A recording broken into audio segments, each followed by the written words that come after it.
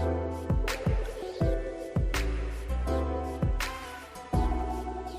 morning, all. I am Omar Short, and I'm reporting to you live from Dublin, Ireland, at the Emergent Ventures Conference. We're here on the sidelines, and I wanted to say thank you guys very much for your support. Alternate Views, the book and podcast, has been selected as one of the transformative emergent ventures, which was a short list for persons all over the world. So we've been recognized as a leader in economic development and a leader of transformative social change. So we just wanted to update you and let you know what was going on. So we attended the conference, and we want to acknowledge all of those persons who have supported Alternate Views, and I wish to say thank you to you all, and to acknowledge persons like Mr. Wendell Calendar, Mr. Margot Trent Calendar, Dr. Dennis Lowe, and all of those other persons who would have contributed to Alternate Views. So I just want to update you, the Barbadian public, as to the Alternate Views being selected as a global thought driver, and say that I wish to express my utmost gratitude to you all who watched Alternate Views and who bought Alternate Views, the book. I'm doing my country proud, and I'm doing my school, the St. Michael's School, very proud. So I thank you guys very much, and I look forward to your continued support of Alternate Views, the brand. So goodbye, and thank you all very much. I will update you as time.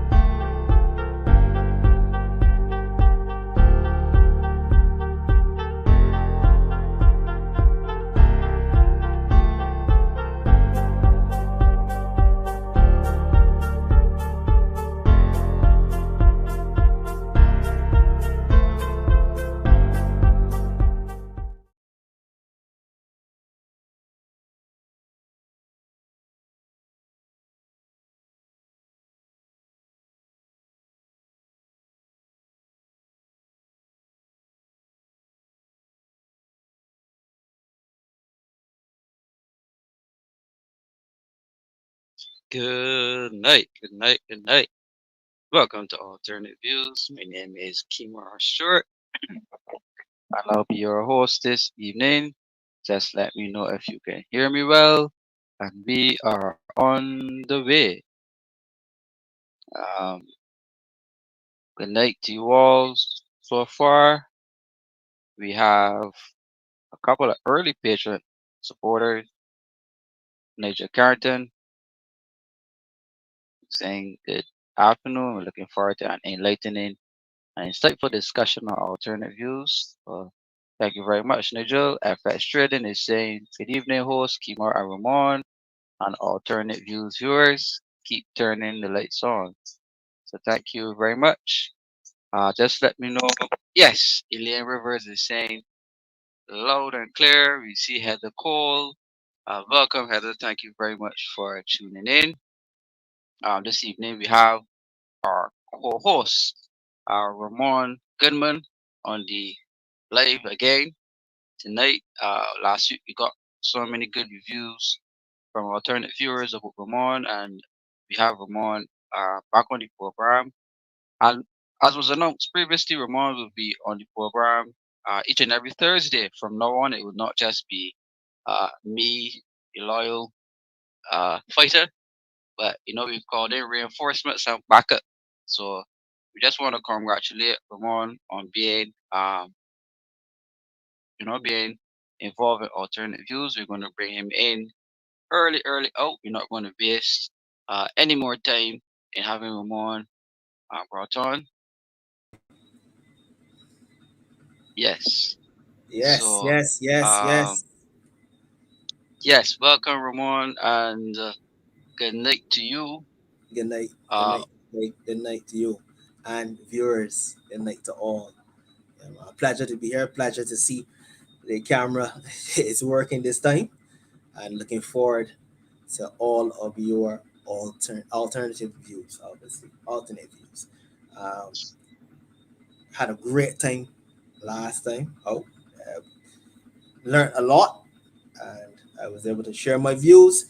What makes this fantastic program is the viewers, right? It's the comments.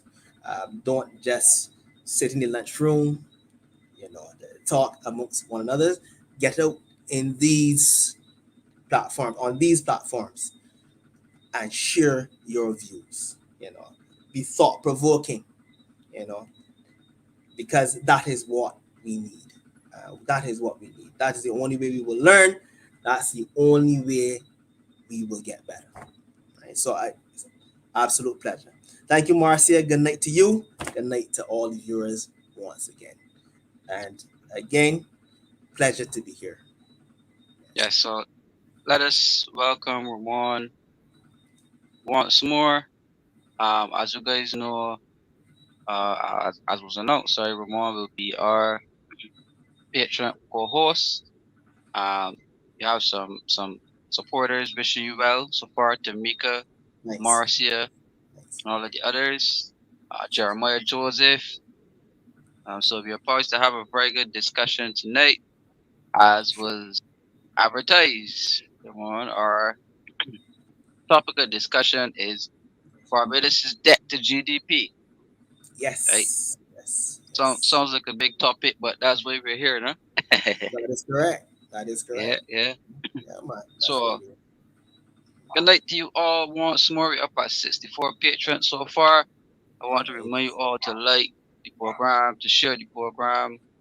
Someone else out there is thirsting for knowledge, and the onus is on you to help get the message out there.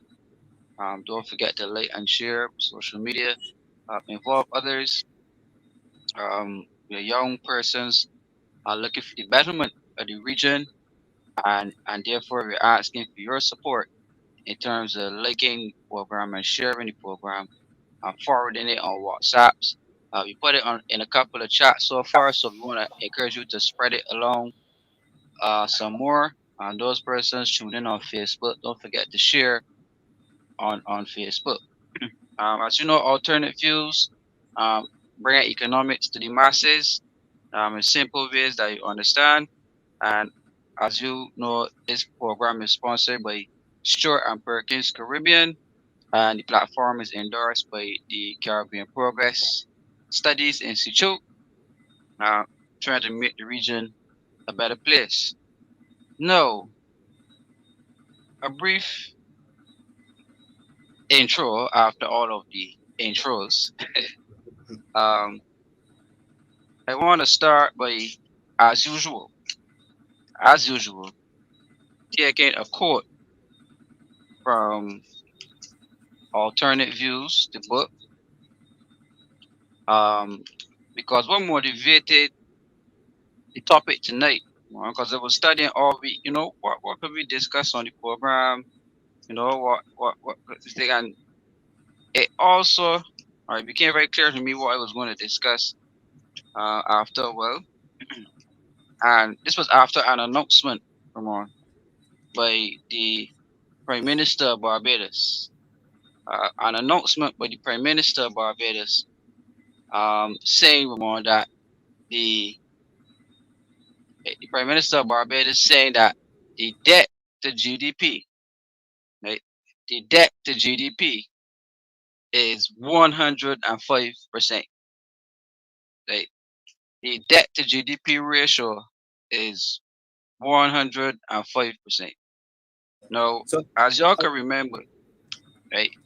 As y'all can remember, when the this our current administration, when they were coming in, they were very vocal on the debt to GDP levels in Barbados. And to be honest, the debt to GDP levels in Barbados were over 100 at the time. But upon coming in, into a new administration, it was put up there that the debt to GDP ratio is 175% of GDP, right?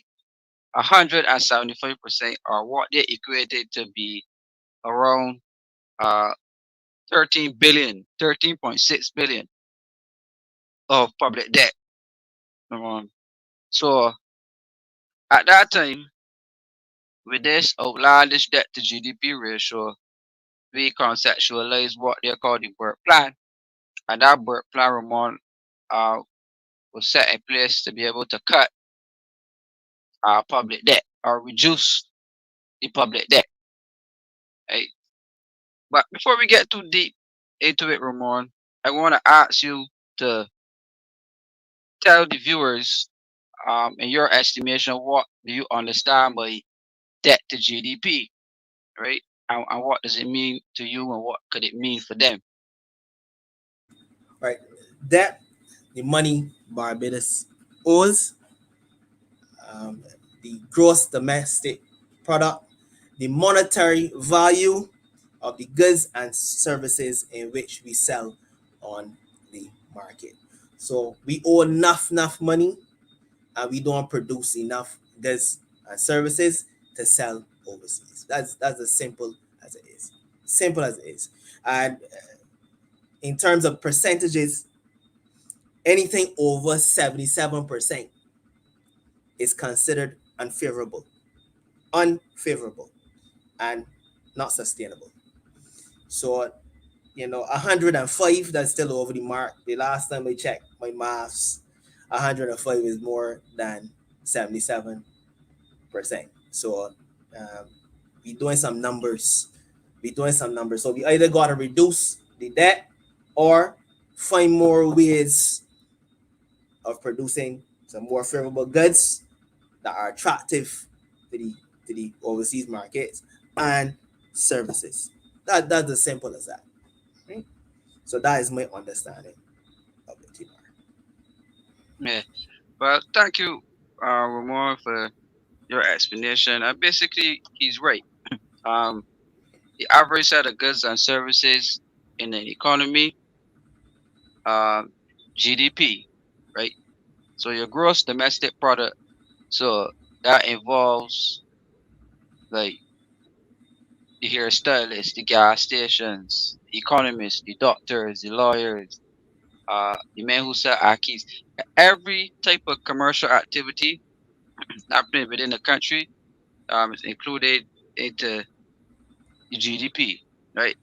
So the debt to GDP is basically saying that a country will borrow money based off the average level, or the average total of transactions, or the total value of these transactions, right? So Barbados is past 100% debt to GDP, which means that Barbados borrows at least, well, at the time they would say it was 175, but they say Barbados borrow at least 75% more than it earned. Basically, that Barbados was borrowing 75% more than it earned. So if the average set of Barbados's goods and services equate to a whole, which is 100, we went over that, right? Meaning that we were earning not enough, Ramon, to be able to pay back for the amount of goods and services that we borrowed for, right? But I want to play a clip, so please indulge me, right? And this clip will show why this show tonight, was motivated. So just give me a moment, viewers. Let me play this clip for you, and let me and Ramon are going to jump right in and discuss um the point. So just watch the clip, please. Necessarily always walk in a straight line. But the growth that we have and the way that we've been able to bring down our debt, they don't like to hear figures. They don't like to hear the truth. Because the 177% up in the air, call it a Mobbiton of that debt, came down before COVID to 120% debt to GDP. We were the third highest country in the world out of 193, 196, I can't remember countries. We brought it down, COVID carried it back up to 152. You know where it is today? 105%.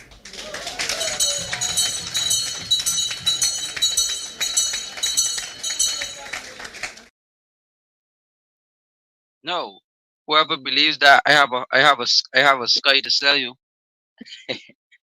Well, whoever believes that I have a piggy bike to sell you.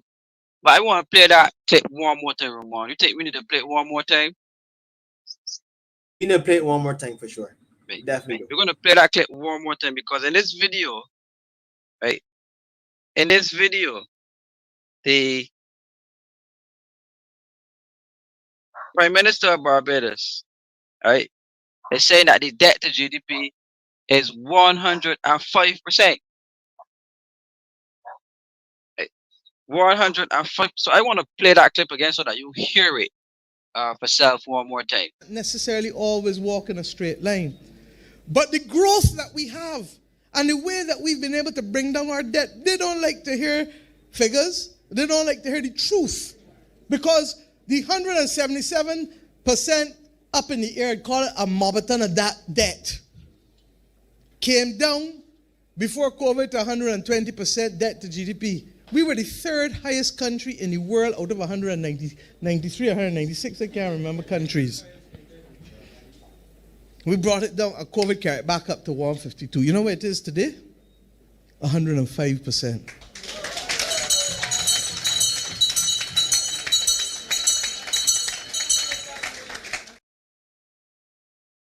Now, Ramon, let me ask the alternate viewers. Okay? Let me ask the alternate viewers. In your estimation, right?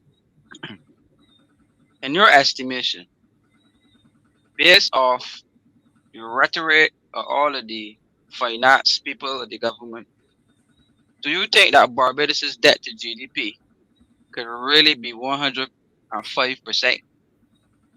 Okay. So they're claiming, Ramon, that the debt to GDP when they came in was 170. But it goes up every time they speak. But in alternate views, Ramon, I would have written about 175% of debt to GDP. They claim that after the birth plan and after the debt restructuring, Ramon, that it went down to 126%. Right? After that, Ramon, they claim that it went back up to 156% after COVID. So how could it jump from 156% after COVID in an economy that has not recovered, Ramon? That Ibar's economy grew so well that the debt to GDP is now down to 105%. In your estimation, Ramon, I used to say, let me give you a bit of information here. To be able to reduce debt levels like that, Ramon, meaning that you have to be paying back these debts, right? That's correct. In my estimation, and as far as I know, most of these loans that we got from the IADB and the World Bank and all of these places, these are supposed to be long-term loans, Boy, right? Kimar, boy. Long-term loans, Oh right? my goodness. Meaning that you're supposed to be paying back right away the debt, right? The debt that we had that belongs to local Barbadians, the essential bank and the national insurance. The government decided to roll that over and just basically say we ain't paying that back. So an article came out recently, I think it was this week, where it said that the government of Barbados is paying 20% interest to its creditors, right? Meaning that the interest bill in Barbados is $1 billion alone a year, right? So based on these factors, Omar, could you tell me anywhere that you could see the government of Barbados paying back debt so rapidly that the debt to GDP could come down like overnight. What were the further goods and services we had on the market people were buying? What were the additional goods and services we provide, Kimar? If that's the case, okay, good. You say, well, for some sort of magic, somebody wave a magic wand, and the debt went down, right? Wave a magic wand, fine. In terms now of the goods and services in which we produce on the market, we sell the monetary value of that. Are you hearing about anything special? Any special any special ways and means of selling these goods, or we have any other special goods and services in which we provide to the open market? But that's the question. And I hear about so many projects, so much borrowing of money. So Himar, look, the guy on the street, me, let me tell you something. It doesn't make any sense to me. And I know it don't make sense to viewers. And again, we challenging the viewers all the time. That's why we're here. We challenging the viewers. So it is making no sense to me. So I want to hear obviously the thoughts of the viewers as we go on. I need to hear this. I need to hear this because it Yeah. makes no sense to me at all. I I, I think we have to play the clip one more time. go ahead. Let them digest it. Right. I think Uh, we need to play it one more. I'm gonna play it one more time. Necessarily always walk in a straight line. But the growth that we have and the way that we've been able to bring down our debt, they don't like to hear figures. They don't like to hear the truth. Because the 177% up in the air, call it a mobbeton of that debt, came down before COVID to 120% debt to GDP. We were the third highest country in the world out of 193 or 196, I can't remember countries. We brought it down, COVID carried it back up to 152. You know where it is today? 105%.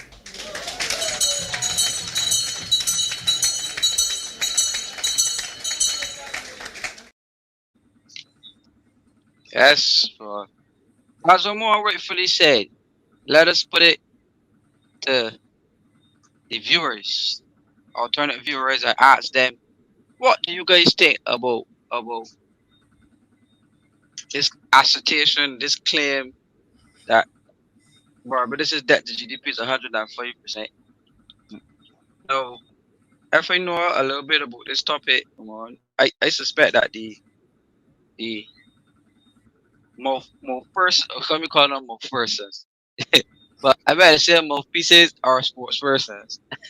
And the government will come and say that the economy grew, the economy grew, right? The economy grew. Um, we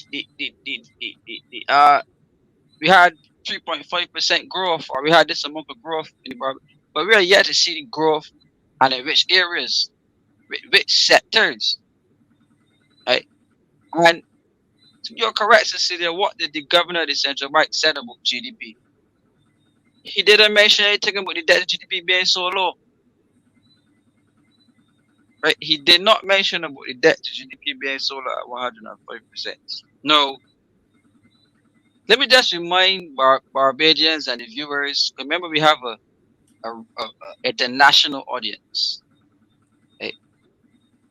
Remember, we have an international audience, so we have to speak in a way that is relatable to everybody on the show.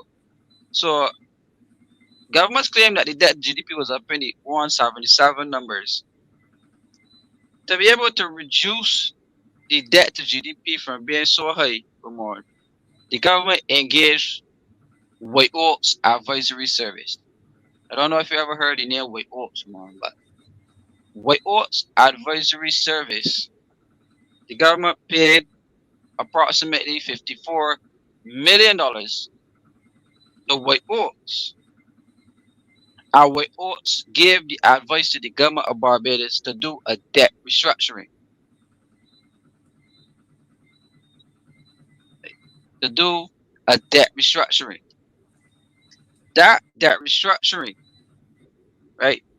That debt restructuring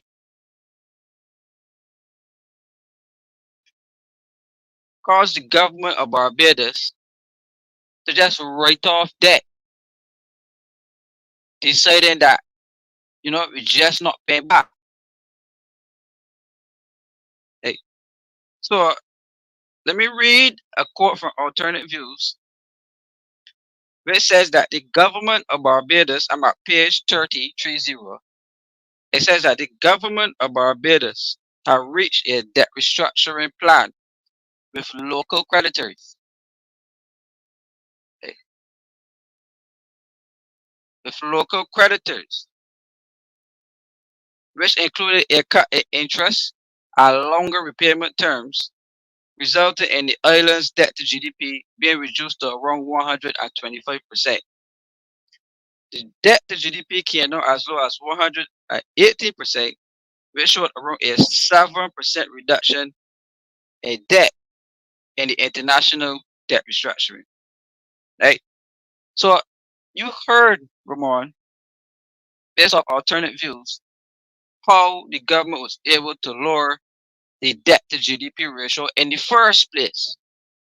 So they said that it dropped from 177% down to 125% because the local creditors had to take a massive cut in interest payments coming to them, along with longer term repayments. So if the government was supposed to pay you back within a year, they're not repaying you in 5 years or 6 years, 10 years. There were even bonds issued up to 15 years. Come on. So that is the reason or how the debt to GDP was able to drop. So what are your thoughts, Ramon, about how it was done in the first place? All right, so from my point of view, debt plus debt can't equals a reduction. That's the thing. If you got debt and you add more debt, all that happens is that our generations to come, Kimar, generations to come can feel this thing in a serious way, right? In a serious way. You're just prolonging your debt. You're prolonging it. So I see extreme challenges. Lord forbid, but I see extreme challenges, right? That's the opinion of the man on the street, right? And again, I want to encourage the viewers and listeners to continue to chime in and share their views, right? But that's my view for sure. It is there's a situation where the generations to come they feel it more anarchy again, Lord forbid, but that's how it sounds to me because debt plus debt can't just equals the kitchen just write off. That is making no sense at all. But to sound pretty, etc. I guess everyone says what they need to say to appease the public, etc. Right? But it doesn't make any sense to me. The man here is just sitting down, listening and learning. It doesn't make any sense. Yeah. Well, very interesting perspective, Ramon. So let me put the question to you, right? If you owe the bank, Ramon, Yeah. some money, you have an income of $100, right? Yes, that's So, correct. so let me. You have an income of $180, Yeah. and your first $180 goes back to repaying debt, Yeah. right? So when you get paid, you have no money. Correct. Uh, you have to go and then borrow, Ramon, say approximately another $100, right? You have to go and borrow another $100 to be able to live and support yourself, right?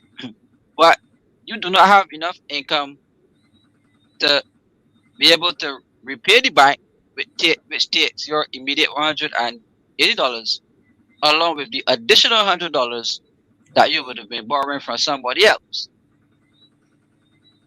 right? So what you propose to do is to say, well, I know that I owe the bank 180 every payday, but what I'm going to do is to decide, well, I'm not paying back the bank at least 80 out of that 180. So therefore, you're now left with at least $80 in your hand because you decided that you're. I mean, you just decided it on your own, that you're keeping this money back. You're not repaying the bank, right? So because you have power, because you enforce the rules, you can legally say, well, I'm just not giving it back. I'm holding this money, and then you're able to go there and spend this money on whatever haircut, shirts, food, whatever, whatever, whatever, right? No, automatically, Ramon, if you take an action like that, would you assume now that you have some type of leeway or you have some type of income or some type of money to be out there splurging? Know that you have this $80, That's correct. right? You would assume that, You but would. right, but realistically, it's not that you have the $80. It's just that you decided forcefully that you're not paying back the bank. Right? And a similar situation like that is what Barbados did. Is what the government of Barbados did. Just willfully decided, well, we owe Ramon, we owe Dale, we owe Sean Cole, and we just not paying them back. What they would do is as I said, wait an additional 20 years, and then we're going to cut the interest that we owe them. And then pass legislation to the effect which says no, that what we did is legal. How do you view such actions? I think it makes. I mean, again, it sounds good uh, politically in terms of it sounds good. It appeases the public. Uh, I go back now to the statement that the prime minister made. Sounds really really good. We got money to splurge, etc., etc. But in terms now of the people in which you owe, right? In terms of your reputation, Lord forbid now, and you're faced with adverse situations. Can you then borrow? Is there an avenue then to borrow again from these people due to the fact that you have sort of bullied them into this situation? How would your reputation be where these people are concerned, where these people that you owe are concerned, right? That's the question I'd ask. Yeah. So, but that's a very good question, though, Ramon, because the people that you're speaking about that the government borrowed from was the taxpayers, uh, right? It was the taxpayers. So the government borrowed money from the taxpayers of Barbados, meaning treasury bills, right? Treasury bills. So if you had money, excess income, Ramon, and you wanted investment, the government was selling treasury bills, high yield, high interest treasury bills, right? And in 3 months' time, if you invest your money, you were getting a guaranteed return. Now, the problem came in, and we're going back a little bit now to the former Minister of Finance, Chris Sinclair, when he was in office. How they were financing the government at the time was high yield treasury bills, Ramon, right? So, right, so high yield treasury bills basically like government paper or government investment, where the average man on the street or banks or any institution and you want to invest in the government, there's some 3 month, 6 month, and 12-month treasury bills, which you lend the government money and they give you back interest. I can't remember what the interest on the treasury bills right now, but during that time, the former Minister of Finance, Sinclair, was issuing treasury bills at a fairly high interest rate. So people were buying them up, buying them up, buying them up. One, because a lot of other banks would not lend the government money. Two, the local commercial banking sector will not willfully lend the government money. The international markets also will not lend the government money. So the government was financing itself more from the printing of money and the buying up of treasury bills. Now, the problem came Yeah, the problem came now, Ramon, when that the government printed a little too much money, and the government was not earning enough money or earning it fast enough to be able to repay the use or repay the investments on the treasury bills. Right? So it comes the need for the current administration to say, well, we need to restructure the debt. Right? We need to restructure the debt. And in restructuring that debt, Ramon, basically, you don't want to be get too fast or whatever, but in terms of restructuring the debt, the government just wrote off money. So let me read some facts here for you as to who and how it went down. White Oaks Advisory Limited would have advised the government to write off at least $973 million from the National Insurance Fund. So a lot of the treasury bills and investments that the National Insurance bought in government under the last administration, the government just decided that they're going to write off the debt owed to national insurance. So the debt that was owed to national insurance, when the government wrote it off, that was the beginning of the sabotaging of the national insurance. Not what happened during COVID and all, Ramon. Remember, unemployment figures were high, severance payment figures were high, and national insurance had a problem during COVID. You remember that, right? But nobody is saying that the debt restructuring, that the debt restructuring saw the government writing off $977 million in debt owed to the national insurance, causing it to be in peril. Right? So, as a young person, Ramon, what do these actions against the national insurance, which is supposed to be a lifeline for unemployment, for severance, for maternity benefits, what do you think about these type of actions, and do you think that it put the national insurance in danger? Yeah, for sure. As I don't know if I mentioned it the last program in my little presentation, we see a lot of people now being very engaged about what is going to happen with their pensions when they reach a certain age. We see it, we hear it, we see it time and time again. That uh, there's going to be a little bit or nothing at all when you reach a certain age. So that is something that we really, really, really, really need to look at. Uh, and it's something that is on the minds of lots of Barbadians. When in that speech there, that little clip again that you played three or four times, something that actually stuck out was when the Prime Minister said they don't want to hear the truth. Kimara, whenever, right, I hear somebody mention something about the word truth and put truth in a statement, a lot of the times, what happens? It is not the truth, Kimara. So that is something that stuck out on me where that speech is concerned, right? And now back to how dangerous this practice was.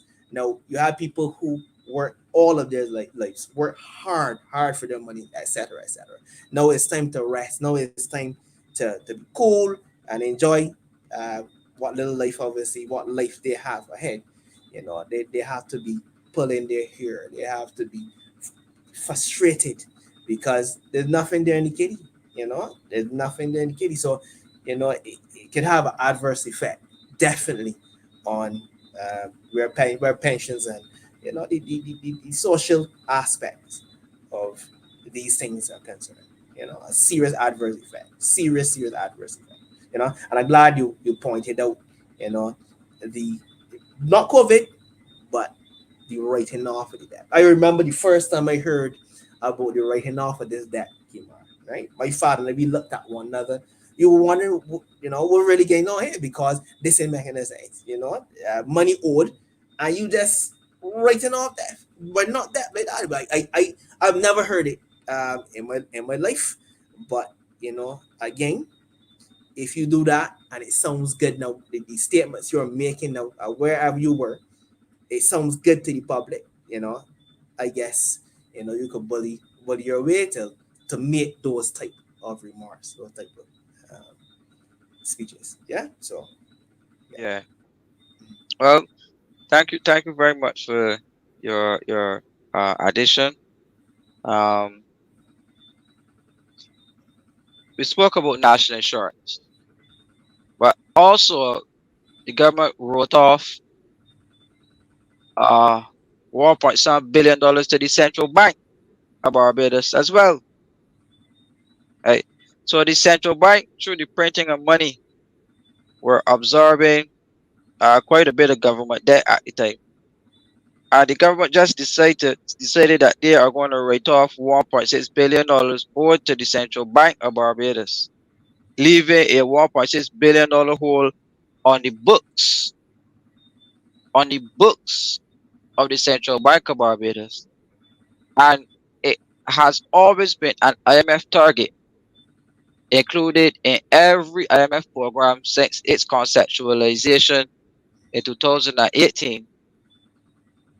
It was always a part of the IMF program for the authorities in Barbados to recapitalize the central bank after the restructuring, which saw the central bank's balance sheet having a $1.6 billion hole in it. Right? So the central bank lost as well. The commercial banks, Ramon, lost in the debt restructuring. So we often complain about bank fees and bank charges and where the banks are hitting us in Barbados so hard. But I made this claim already, and I'm going to repeat it again, that part of the debt restructuring and the BERT program,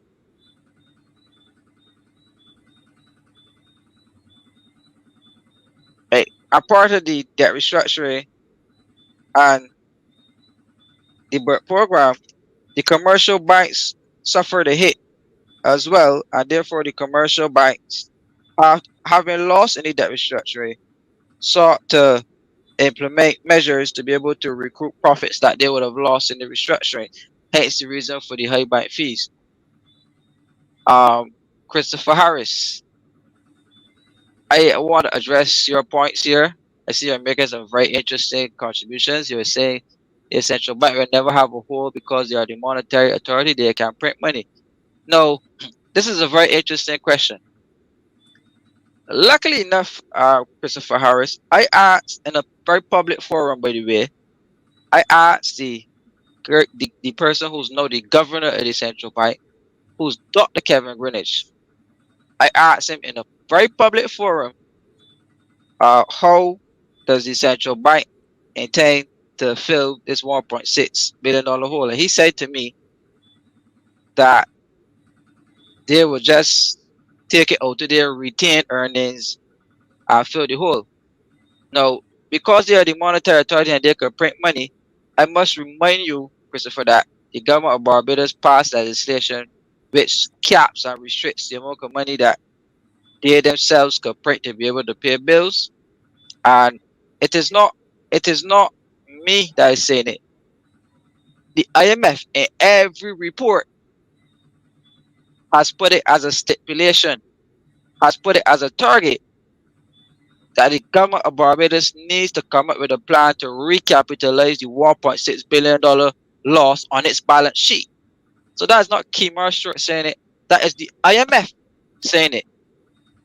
So your perspective, right? Your perspective, Christopher, is a very interesting one, because I also had that same perspective until I challenged the officials, and that is the response I got. I read all of the IMF documentation, and in every single report, the government of Barbados had in a memorandum of economic policies to recapitalize the central bank and the $1.6 billion hole, and they never achieved it. Every time you read, you will see they not achieve target. Every report, they not achieve target. They not achieve. So, not Kemar Short, Christopher, the International Monetary Fund. Sorry, Kimar, I Um, won't go back to that. I won't go back to this point. Okay, Christopher Harris, to bring balance to the conversation, debt restructuring is a practical and prudent debt management tool to create sustainability and sound management of debt. Now, my question is, right? Now, you go ahead with the debt restructuring practice or yeah, debt restructuring practice, right? What happens then when you mismanage the debt after restructuring, along with add more debt to that? What happens? It's a continuum. That's the question I'm asking. What Right, happens after that? right. Ramon, that's a very good point to lead on. What happens after you mismanage the debt situation after the restructuring? Along with continuous borrowing, Good. That, continuous that putting yourself in debt. That's the right. question I'm asking. No, that is what economists consider to be a debt trap or leading the country into a debt trap, right? And that is going to be our next point, Ramona, because I have an article here from economist Anthony Wood that I want to raise on the program. But I wanted to give some insights quickly before we go on to that point, though, Ramon, about what happened to the banking sector of Barbados in the debt restructuring, right? So remember, this is the exercise that supposedly reduced Barbados's debt. But people need to understand that the debt reduction came from the fact that government decided that they are not paying back people and that they are cutting the interest, having longer repayment terms, or even cutting principal in many instances. Right? So it didn't come from an exercise of repaying debt, or it didn't come from a mutually negotiated exercise. People need to understand that a government can misuse and bully its way in terms of forcing you to accept terms and conditions that you don't wish. I think you made mention of the fact that some of the debt written off was debt owed to companies, local companies. That's what occurred.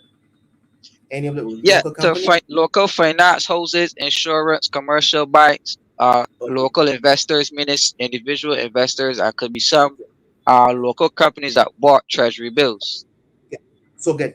So you know the domino effect of that, right? Mhm. With that being written off, and not and the companies, the same companies in which employ working class, right? You know what's gonna happen. The first aspect that is gonna go is what the employees. So you know that's the domino effect. That's one of the the domino effect of doing that as well too. It can hit the company's bottom line. Kumar. That is one of the effects. Yeah, I see that happen. Massive layoffs at some point. yeah. So you're right, Ramon. You are very right. It hits the bottom lines of companies. People had to absorb these losses in an already ailing economy where economic activity, along with increased taxation, right? Because remember the Burt plan, Ramon put an additional $300 million in taxes on Barbadians.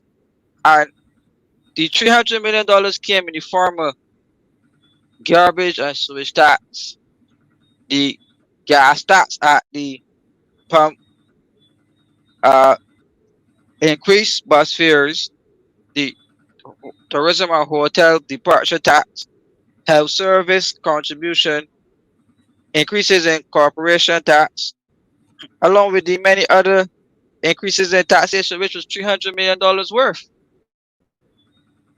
So after companies had to take a destructive hit in terms of the debt restructuring,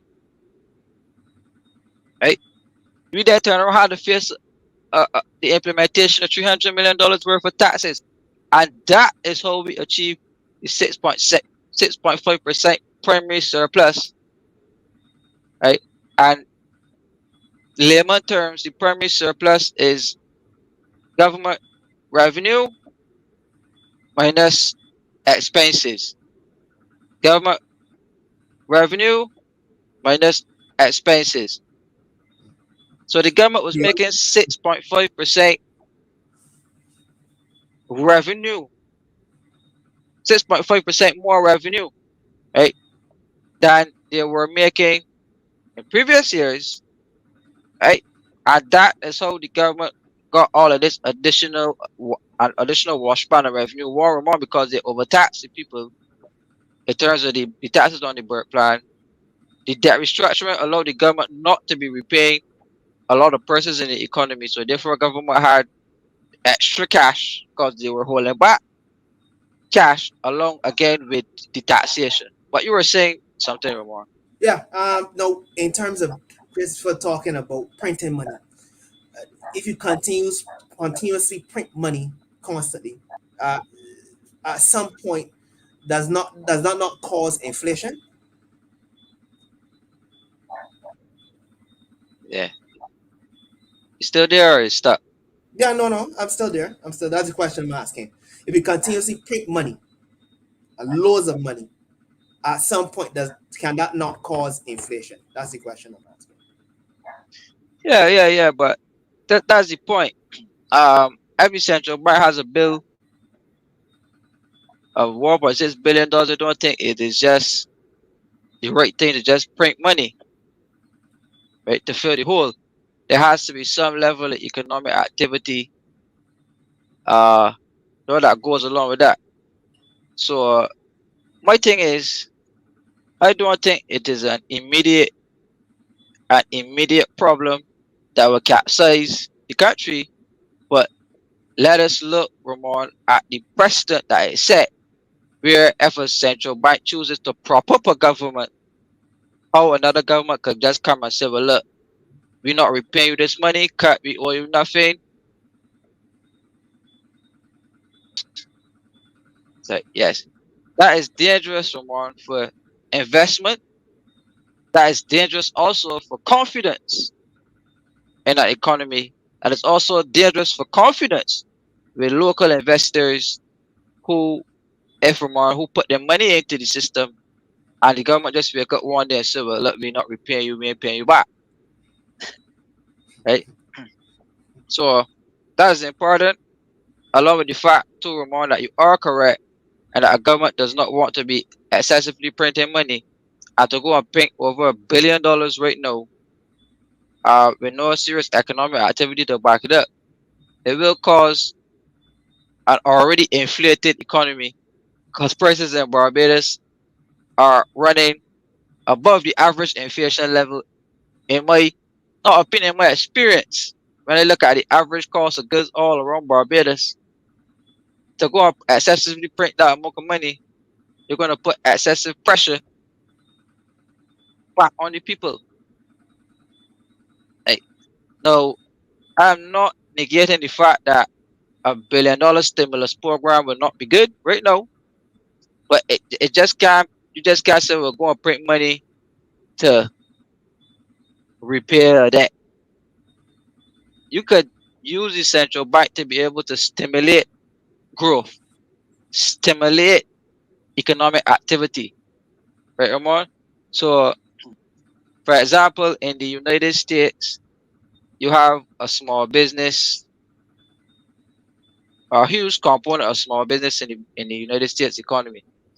So, for a good stimulus program, so for example, the Federal Reserve prints $1 billion. The Federal Reserve will print $1 billion to be able to finance a small business program, right?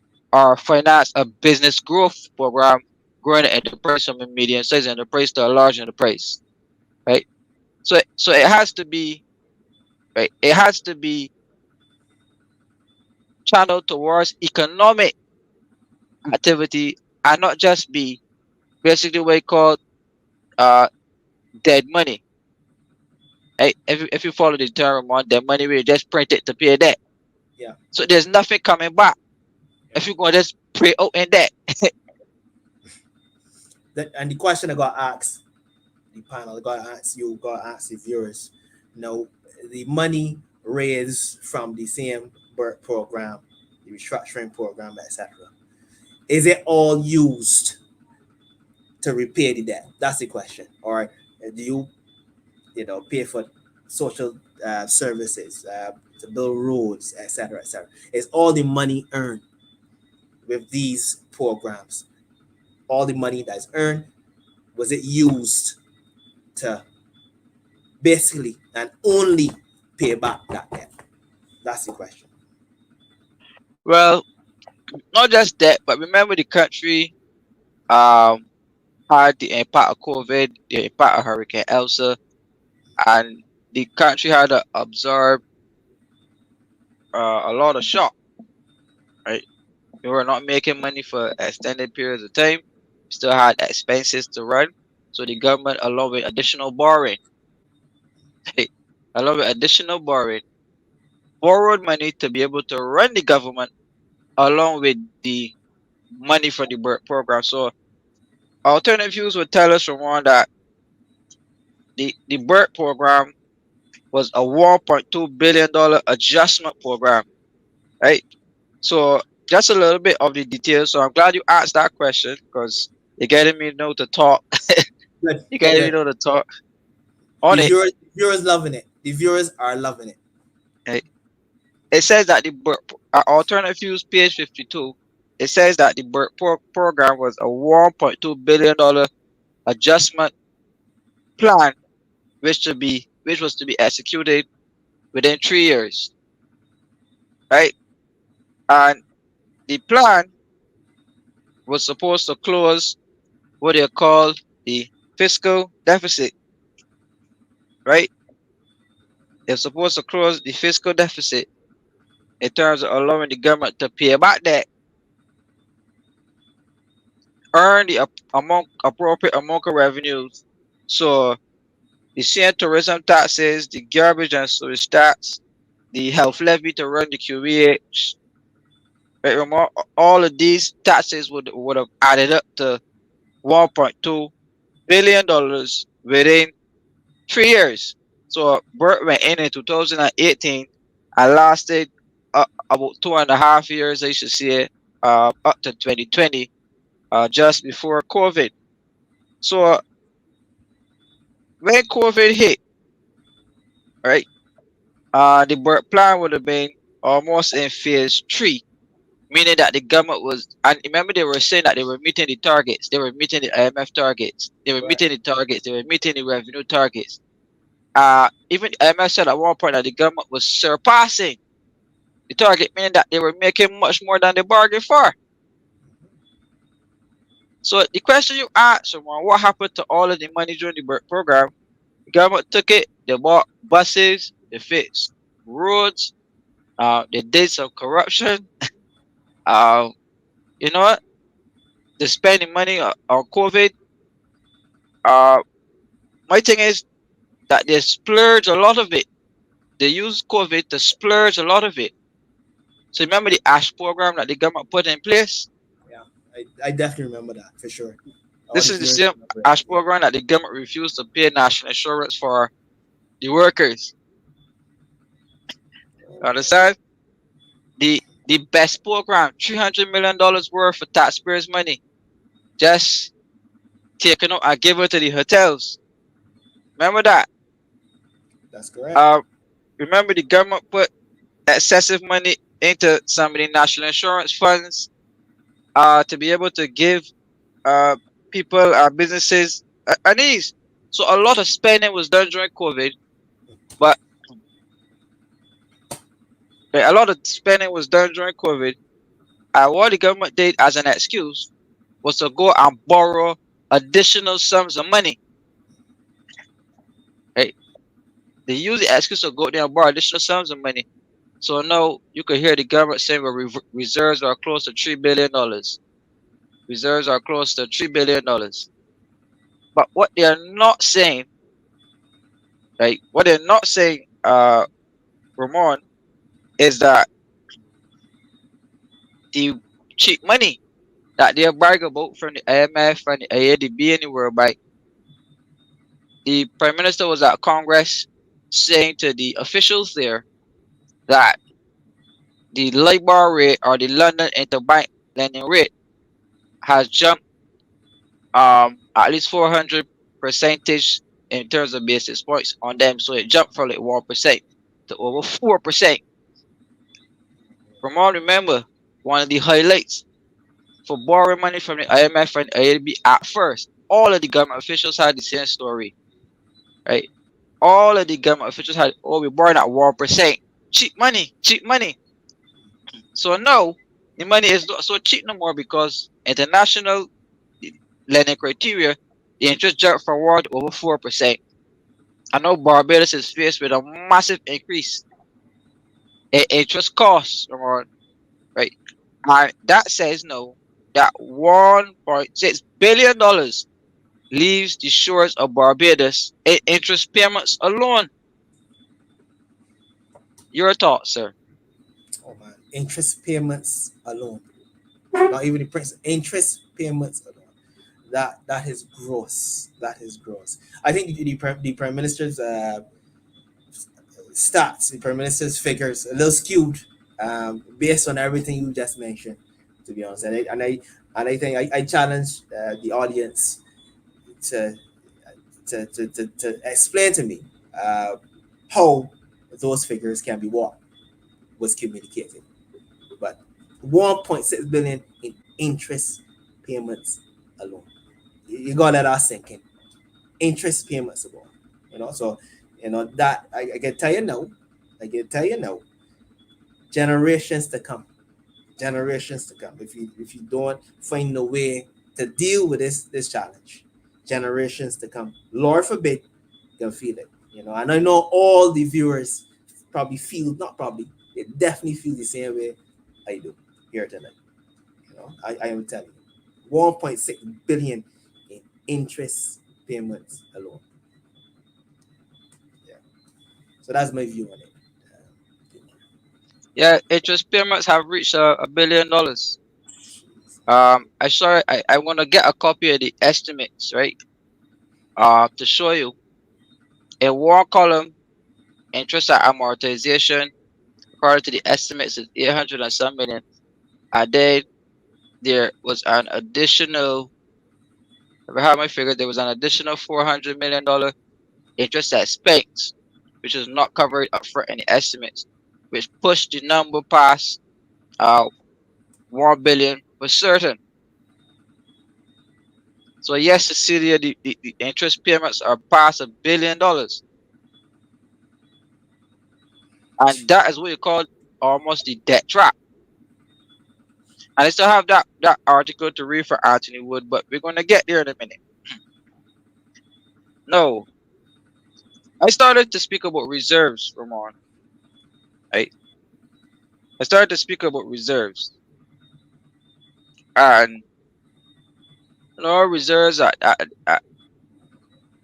right, reserves, as I said, were close to $3 billion. One of the big things in terms of economic talking points was the level of foreign reserves that Barbados had. So we borrowed, we filled up the reserves. Notwithstanding, the pandemic hit Barbados, and the country hoping to rebound from a massive drop in GDP in terms of economic output happened to occur in Barbados, right? Over 2020 and into 2021, right? So my thing is here, when the governor of the central bank, who's Dr. Kevin Greenwich, when he was asked if Barbados was in for another round of economic medicine or harsh measures, he said no, right? So Christopher Harris, he had a comment here. It was a very interesting comment, but so I want to go back to it more and put it here, and it will give us the gist of the Prime Minister's comment as well. So Christopher is saying that to bring balance to the conversation, that restructuring is a practical and prudent debt management tool to create sustainability and sound management of debt. And then he made another comment earlier, which says that the GDP has grown by 4.5% due to the rebound of the tourism industry. As a result, the debt to GDP decreased as the denominator improved. Thus, economic growth is driven the 1.5% GDP target. Now, that is what he's saying, right? Now, in alternate views, page 79, I would have written on where Dr. Kevin Greenwich, who's the governor of the central bank, he was defending the level of borrowing that the government was doing at the time. Right, Ramon? And he made it clear that he was not bothered about the high debt to GDP, which was running at 154%. Right? So Alternative Views was written, Ramon, basically late December 2021, right? Or January 2022, it was published. So around that time, the debt to GDP was around 154%,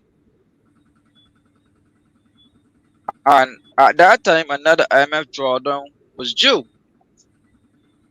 So when he was queried whether external foreign borrowings, these borrowing from foreign markets, when queries were raised at the time, when queries were raised at the time, if they were excessive or not, and if the economy will be in a position to earn sufficient foreign exchange to repay these external loans, Dr. Kevin Greenwich stated that the Barbados government is not borrowing too much. At that time, when he made that comment, approximately $308 million in loans were announced by lenders, causing persons to speculate about the level of external debt that the government is borrowing. So Dr. Greenwich said that to put the country's debt situation in context, right? And that's going back to Christopher's point about why the debt to GDP could be so low.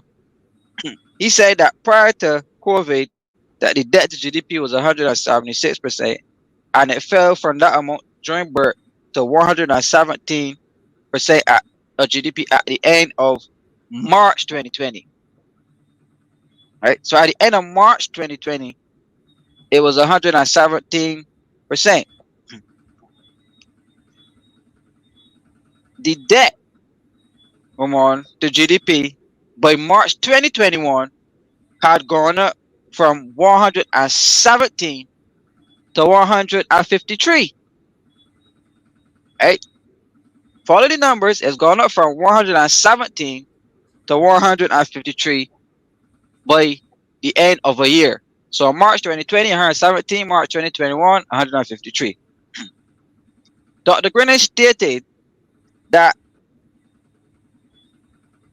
the increase, right, the 36% increase from 117 to 153 is really and truly only a 5 percentage point increase in terms of new borrowing, right?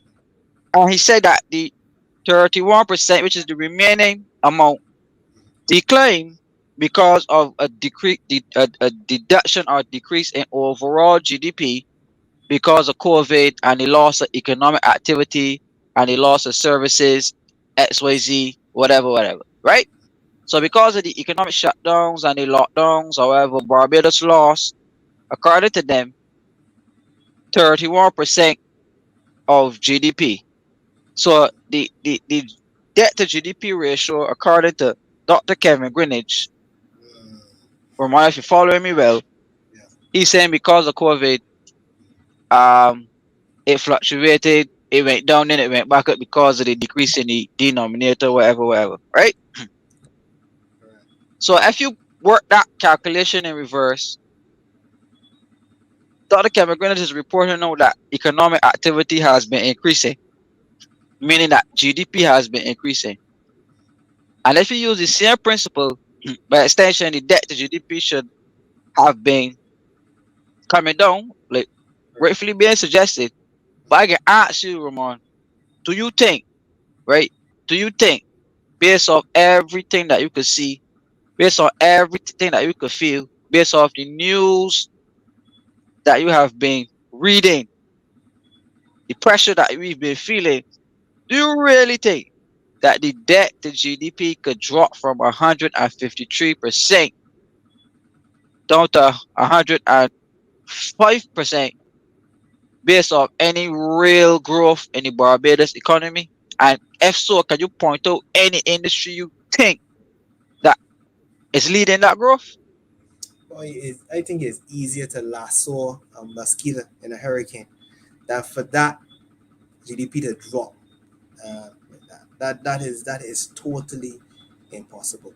Every 5 minutes, Kimar, are you hearing the government is born this, the government is born that, etc., etc. Every single minute now.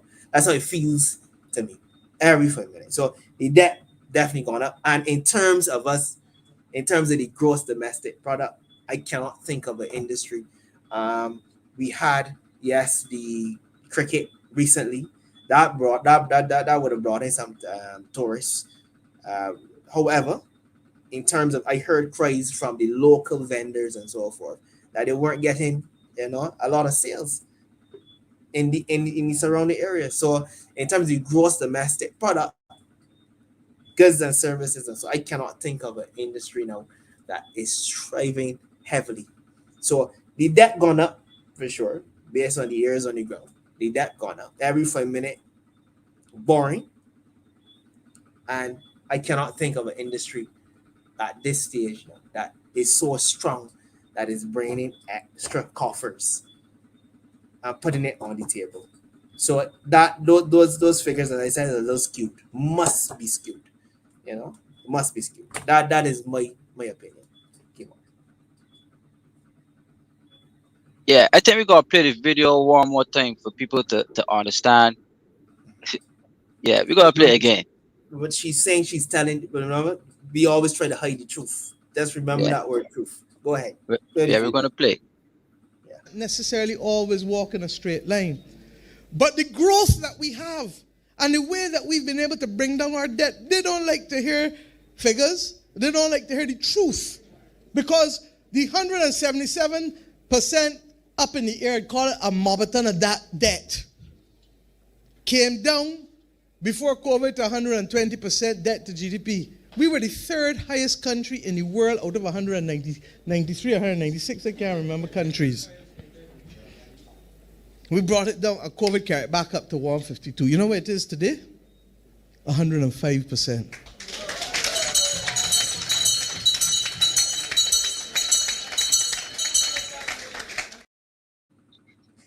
In that clip, Kimar, I even see some people in even clapping because some people probably wondering, if you are in front wondering, what is being said here, and probably to them doesn't make any sense, and to the viewers, it ain't making any sense either, but Yeah, again, yeah, appeases the audience. So right. No, that's what. Christopher's back. Christopher's back again with another point, right? Nice, nice, nice, nice. Christopher is saying, "Come on, the tourism industry is driving the economic growth of the country. It has been this since borrowed this. Come on, fellas, you're being disingenuous. No, no. For an industry that is growing, right? Um, how come two big hotels are sending home massive amount of workers right now? Right? Uh, how come you've not seen the growth of new hotels in Barbados? We keep getting promises of hotels, right? But you're not really seeing a growth in the hotel plants. Um, the BHDA has said that a lot of their hotels are barely struggling for vacancy for guests. A lot of them are vacant. Um, Airbnbs, people are not realizing uh massive revenues, and then the government taxing them as well in terms of these accommodation taxes on tourism. So show me where the growth is in tourism. I'm not talking about recording we call them layover flights. I'm not talking about recording layover guests in tourism arrivals and calling them tourism. If a person comes here from another country and they use Barbados as the transit point to go, putting them instead of visitor arrivals, that don't make me feel good, right? Uh, content tourists who come here on a cruise ship and walk around Broad Street for for a couple of minutes and head back to the ship without spending Don't anything, buy without name. doing Don't buy anything, nothing. Don't buy name. The right? taxi man crying out. Taxi man crying out. They getting funny. I mean, it's good that they're getting on the vans. And my question to okay, in fact, you know what? No, you go ahead, Kimar, with your point. Right? Sorry, I can go ahead after. Yeah. So my thing is the way we are measuring tourism arrivals is not adequate, right? We need to relook it because we are fudging numbers to look good. So if we go by Christopher's logic that we have this miraculous growth in tourism, explain to me where the tourists are not spending. Yet don't forget that a lot of the cut source markets that we have, where the tourists come from, their countries are in recession as well. The UK, recession, been in recession for about 10 years now. We're going close to 15, I should say. The US, right? So my thing is here, right? You cannot point to any sustained growth in the tourism industry. We are getting some levels of recovery after COVID, right? Right, Christopher, I work in the tourism industry. I worked at Sandy Lane and a couple of hotels. I studied travel and tourism as a degree as well. So I know exactly what I'm speaking about here, right? I know exactly what I'm speaking about here as it relates to visitor arrivals and measuring the performance of the tourism sector, right? So I am not buying the fact that the tourism industry is bringing this growth. So Dr. Greenwich, when queries were put to Dr. Greenwich on if Barbados was borrowing too much, he said no, right? He said no. And he said the thing to note is that all countries borrow to develop and grow their economies. However, he reasoned that prudent policy behavior requires that you borrow at rates that would allow you to grow your economy and repay the debt without much stress. Dr. Greenwich recalled that at the end of 2017 and up to the start of the BERT program, government was paying up to 13% interest on borrowed debt, whereas other countries were borrowing larger amounts at between 1% and 2%. The average interest rate on borrowings under the BERT program is between 1% and 2%. Indeed, all loans from the IMF were around 1% or less, and a recent loan that they got from the World Bank is at 1%. And Dr. Greenwich said, Economics 101 will tell you that once the economy grows at a rate equal to that of the interest rate on the debt, then you will have no issue repaying the debt. So I will put the question, how much is the interest on these debts? Because as I said before, they jumped from 1% to over 4% now. So on that premise, the BERT program, I don't want to use the word failure. But if I go by what Dr. Greenwich is saying, I want to repeat it. That the interest rate on borrowings under the BERT program is between 1% and 2%. Right? And that one of the big things about the BERT program was the cheap money. And as I said, the Prime Minister of Barbados went to Congress and is begging the American Congress to look into the fact that the labor rate has caused a massive jump in interest on loans from multilateral institutions. So on that premise alone, Ramon, they screwed the bottom rate from under the BERT program, and Barbados is dropping itself further and further into a debt trap, into a hole. If every couple of years, the interest rate on these IMF loans and World Bank loans could be jumping that amount in such a short space of time, and Barbados controls none of the factors about how this interest rate goes up or come down. And we had a resort to going begging Congress because we don't got a choice but not to pay the money. And I saw an article in the newspaper which says that Barbados had a massive jump in interest payments because of the jump in the labor rate impacting on the interest on these IMF loans XYZ. And that right there is what you call the debt trap, Ramon. But some persons would try to argue it away, and but I want to hear from you now, Ramon.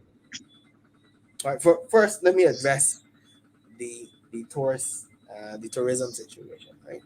I think a good indicator, right, is that the tourism industry is thriving and it's stronger than it ever has been. Right? When there's not anything now called a hotel season, right?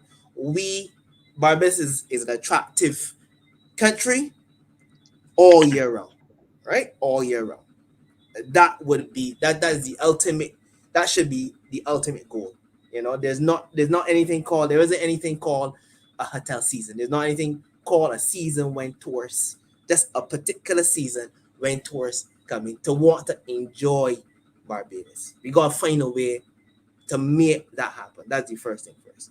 Now, in terms of the interest rates, you can't control the interest rates. We are in some serious challenges going forward. We have some serious challenges going forward. And Lord forbid, I always say Lord forbid, but suppose the interest, I don't know if there's a cap on the interest rate, but suppose the interest rate goes up to 10%. Kimara, you know the figures, you know what are the implications there. But if it continues to jump and jump and jump, jump forward and jump up, we can have some serious challenges going forward. No doubt about it, right? Future generations, they're gonna cry, So we gotta find a way. We have to find a way to deal with this situation quick, fast, and in a hurry. Quick, fast, and hurry. 1.6 billion, $1.6 billion alone. Interest. Just in interest. So I can only imagine what the other figures looking like. I can only imagine. The viewers can only imagine. And that's a good question from Melissa. Is there a cap? That's a very good question. Is there a cap on the interest rate? Melissa, I am hoping to the most high that there's a cap. If not, we in some serious trouble. Generations to come, in serious trouble. Well, it's not necessarily a cap. There's something called variable interest rates, which allow lending institutions to remove any caps. And the variable interest rates meaning that if there are any shocks to the economy, that the lender reserves the right to be able to increase the interest rate to be able to recoup and recover any costs. So similar to Barbados, we had the readjustment of international interest rates, and therefore the lendings from the IMF, the World Bank, and those places, the interest rate jumped from 1% to over 4%.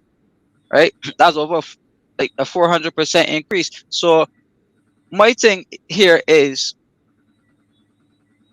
if international world markets reserve the right to be able to increase interest rates like that, and Barbados has no leeway or no negotiation or no power. Let's not forget, we are not an economic powerhouse to be able to negotiate staunch rates. That if a country or an institution lends us money at 2%, that interest rate stays at 2% regardless of whatever factors, whatever factors may happen globally. So oil prices, when there's a shock to oil prices, there's usually an increase in interest rates. Right? So no lending institution in the world will ever give you the ability to have a loan from them without them reserving the right to increase those interest rates on you under circumstances that they deem necessary. Right? So interest rates can go as high as you want to go. Um, we had loans, right? We had loans in Barbados that were 7 and 8%. I think we even had a loan from Credit Suisse that was borrowed under Finance Minister Sinclair that was absurd in terms of interest rates. So interest rates will go as high as the government is willing to go. The higher you go, the greater robbery is, the greater taxpayer resources that have to go to paying it off. So anytime you get a government willing to borrow money at 7% is even too high. 6% is high. 5% is high. Right? So for a government, I would say borrowing at 3%, 3.5% is all right because um the rate of the treasury bill, the yield on those are usually like 3.5%. Right? So you don't necessarily want um responsibilities remaining a little bit above your income levels. And that's the case of Barbados. We have responsibilities, but the income is not high enough to do it, so we continuously have to borrow. But I want to wrap up this point before we go on to making another point quickly. Um, I just wanted to finish quote Dr. Kevin Greenwich really said here that this is where we must focus on getting economic growth. Remember that the debt to GDP ratio is literally the stock of debt divided by GDP, which is the size of the economy. So the GDP contracted by almost $2 billion during COVID. So the debt to GDP ratio will automatically increase because the denominator is small. He also indicated that it's important to understand it because once we get growth going, the ratio will automatically decrease because the GDP will be increasing. He says that the stock of debt was no problem, even though the GDP ratio went up 36 points. So clearly, growth is the problem. So focus on getting growth, on economic growth, and the ratio will take care of itself. Economic growth in Barbados will have to average between 2.5% to 3% in the coming years in order for the country to lower its GDP ratio, which currently stands at 153%. Dr. Greener said that an average of that amount will bring the debt down to at least 100%. Central bank data have not shown that type of consistent economic growth during the last 12 years. I want you guys to hear this very well. I'm going to repeat that part, Ramon. Central bank data have not shown that type of consistent economic growth during the last 12 years or so, as recessions and more recently COVID-19 have dealt a big blow to the island's growth trajectory. And the nearest the Barbados economy has come to the 2.5 to 3% growth expansion was pointed out to be in 2015, 2016. So there you have it. During the last decade, they like to say, Ramon, during the last decade, Dr. Kevin Greenwich admitting that the nearest the Barbados economy has come to 2.5% to 3% growth. Dr. Kevin Greenwich is saying happened in 2015 and 2016. And that the Barbados economy grew 2.4% in 2015 and 2.6% in 2016, but growth was 0.6% in 2017, slowing down the momentum. Right? Slowing down the momentum. So during the last decade, Ramon, uh, we had the last 2 periods of economic growth. But I won't repeat that there, and I'm going to ask you to comment on it one more time, right? It says here, according to Dr. Kevin Greenwich, that you have to focus on growth. That once we get growth going, the debt to GDP ratio will automatically decrease. He said that economic growth in Barbados will have to average between 2.5% to 3% in the coming years in order for the country to lower its debt to GDP, which currently stood at 153%.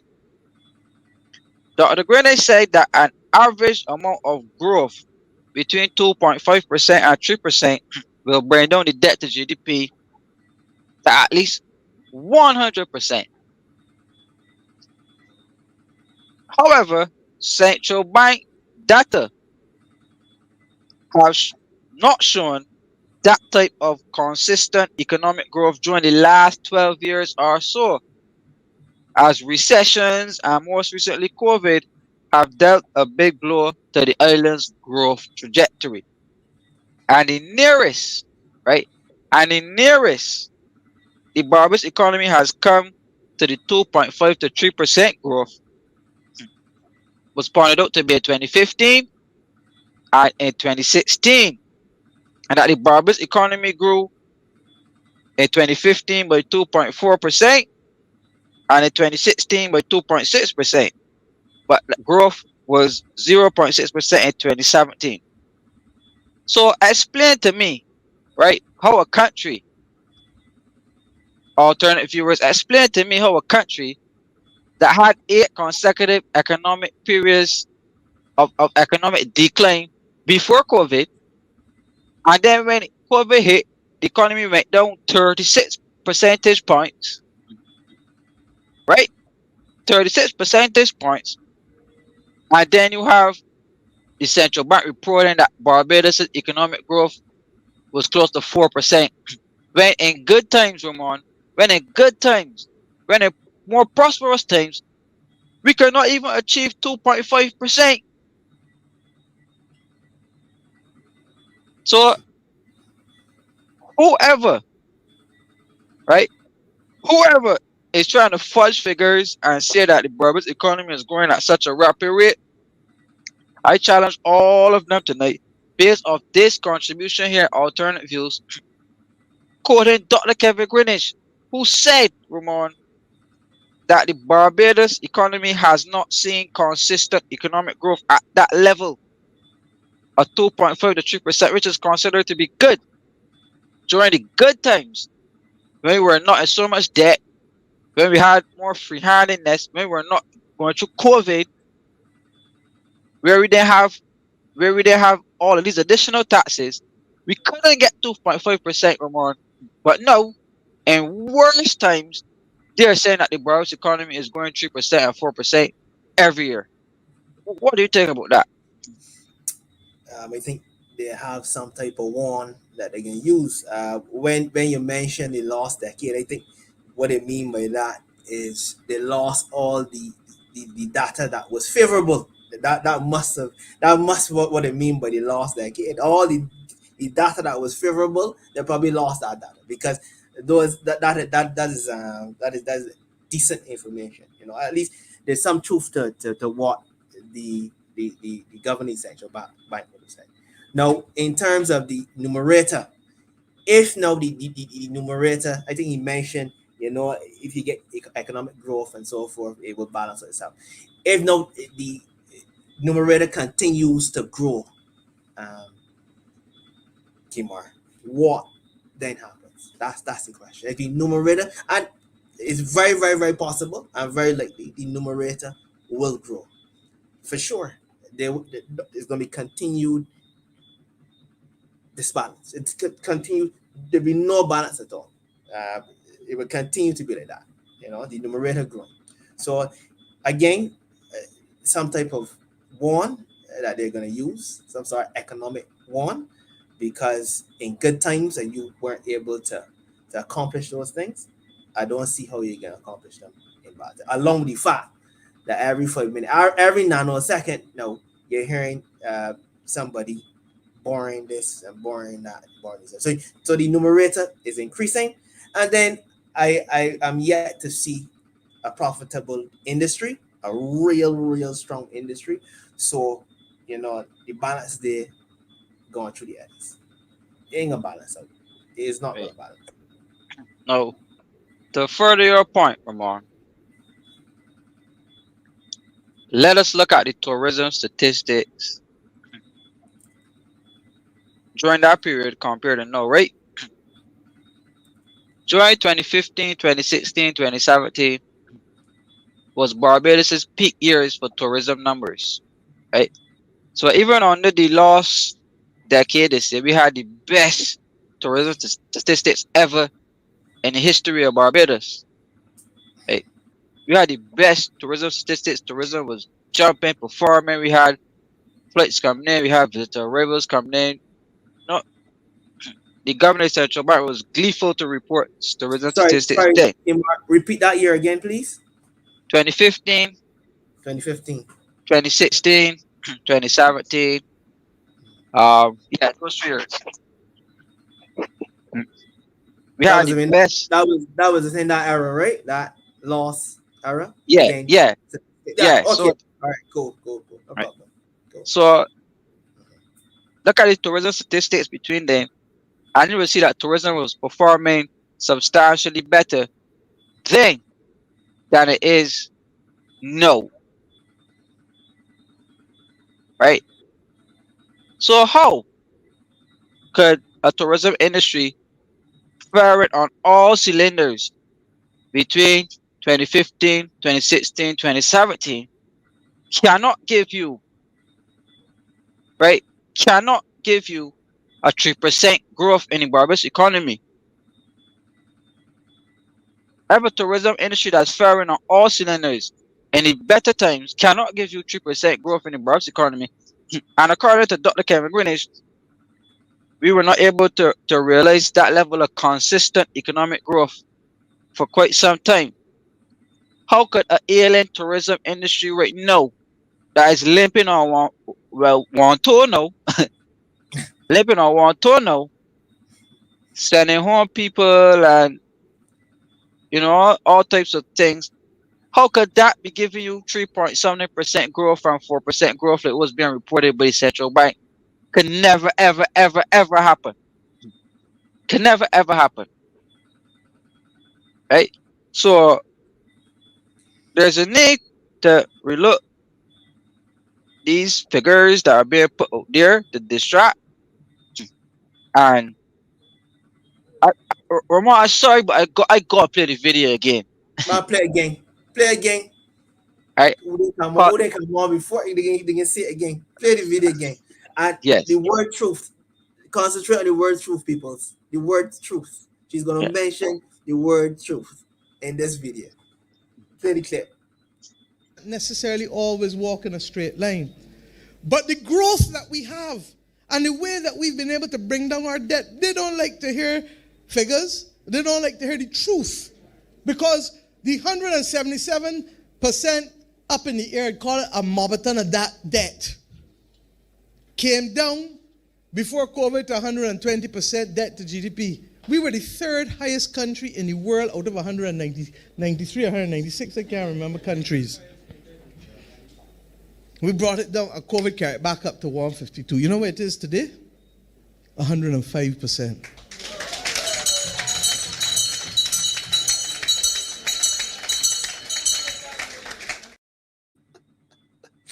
Well, Kimar, I can't listen, right? It would be remiss of me to mention the people like in front, Kimar. To be honest with you, a guy that's in the front there writing down, because he trying to understand the figure. He trying to understand the figures himself too. Because he ain't got a clue how this can really happen. So he writing down the figures. This my math thing. Yeah, he writing down the figures. And he ain't clapping like the others, a couple people in front of that because they're astonished, they're dumbfounded, just like myself, just like you, just like the viewers. So that's why that's what's happening in this clip here, for sure. Ain't a doubt with that. Well, there's what we said. you can see no way they would be trying to fudge, right? They would be trying to fudge rhetoric Yes. about growth because Dr. Kevin Green says that this thing depends on growth. So if you could grow the GDP, it would mean that the the principle based on the principle of debt to GDP ratio, you know, it will look smaller. It will look like the debt is coming down. But as Sean Cool is saying, the debt magically disappear. You just can't magically disappear that just like that, right? So the government has been magically disappearing that. As I see a comment here from Lindell Earl who say that no way it could be 105%. And I agree. There's no way the debt to GDP could be 105%. If if in a year's time, right? If in a year's time it jumped from 118 to 153, how could it be down to 105 when we've not been growing the economy? We've not been restructuring industries. We've been selling off things. We sold off the sugar industry. We have not been investing in agriculture to the point that it's profitable. Right? So what they also been doing is to opening up the job market to non-nationals. So Nigerian nurses, Ghanaian nurses, um, Guyanese companies, a lot of Guyanese companies coming in, Jamaican companies, Chakatours, right? So even the job market is not showing signs of growth for locals, right? So I am concerned. I am concerned of this 105% figure because I can't identify anywhere that this growth, where this growth is coming from. And as Dr. Kevin Green has said, that the central bank has not for some time seen consistent growth of 2.5% or 3.5%, but still, right? But still, in one of the worst economic periods in the history of the earth, Barbados is reporting economic growth over 3%, going on to 4%. When in the best of times, Barbados can get it when tourism was firing on all cylinders. We were not so indebted to the international world, and taxation was not as high as it was between 2015 and 2018 as compared to now. So explain to me, Ramon, how it happened. Can't happen. Can't happen. And if I had here, I'll be pulling out now because I can tell you I know I I cannot see I cannot see based on all of those factors, I can't see at all how this is possible. At all. At all. Right? For fact you may go pay the clip once again, Kibar, because you know me and the guy sitting down the front there and the lady next to him, all of us are dumbfounded by the situation. Yeah, yeah, we got Yes, we got to play it always. one more time. We gotta One play more the time. clip. Yeah, yeah. Play it one more time for sure. For sure. Necessarily always walk in a straight line. But the growth that we have and the way that we've been able to bring down our debt, they don't like to hear figures. They don't like to hear the truth. Because the 177% up in the air, call it a marathon of that debt, came down before COVID to 120% debt to GDP. We were the third highest country in the world out of 193 or 196, I can't remember countries. We brought it down, COVID carried it back up to 152. You know where it is today? 105%.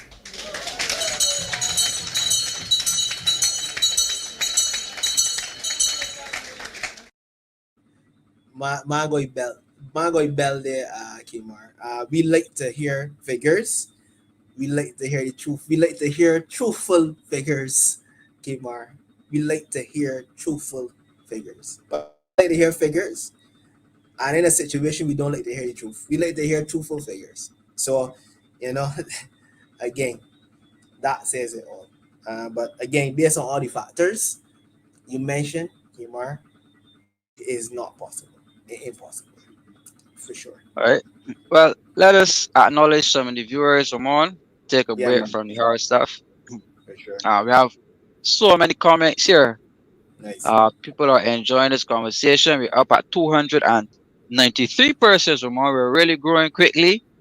That's good. Um, Keep growing. you know, All because you all keep growing for sure. yeah. So Just the me. viewers are really Just enjoying the follow. content. Um, I must say that it's very heartwarming to see two young men, two gentlemen, up front and leading the charge. They give the young men in society no hard time.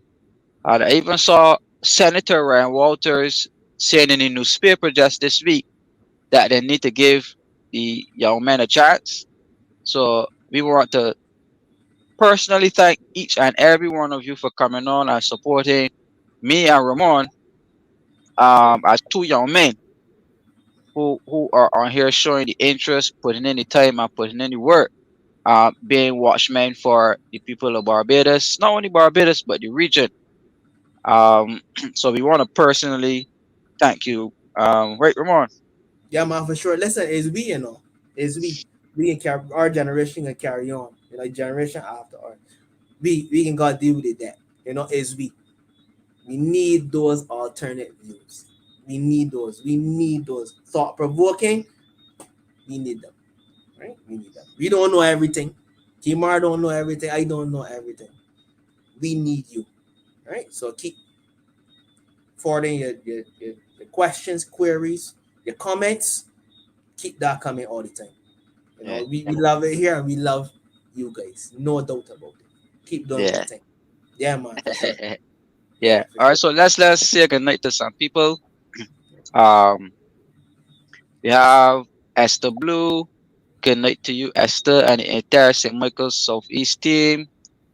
Apple, um, Margaret, Aldine, uh, Kenny, Pedro, and everybody. Uh, Good night to Christopher Harris, asking the provoking questions. Sure, for Uh, sure, for sure. yeah, Big we, up. we, we Big up for sure. shout outs to Christopher.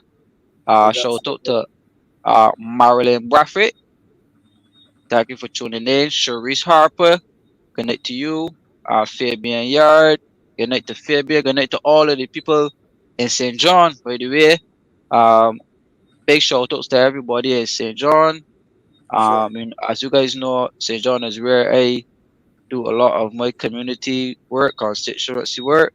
So big ups to everybody in St. John. Also, congratulations to St. John resident Andrea Worrell for becoming a newly appointed senator in the Senate of Barbados. So Big we want here to for sure. Big here. congratulate St. John resident Andrea Worrell, Senator Andrea Worrell, hailing from Sherburne in St. John, and to publicly wish Andrea uh, all the best and congratulations of being selected for the Senate of Barbados. Kudos for sure. Um, Rameem, good night to you, Rameem. Good night, Tamika Harper. Good night, Camila Lewis, Pedro Gemma, uh, Imperator.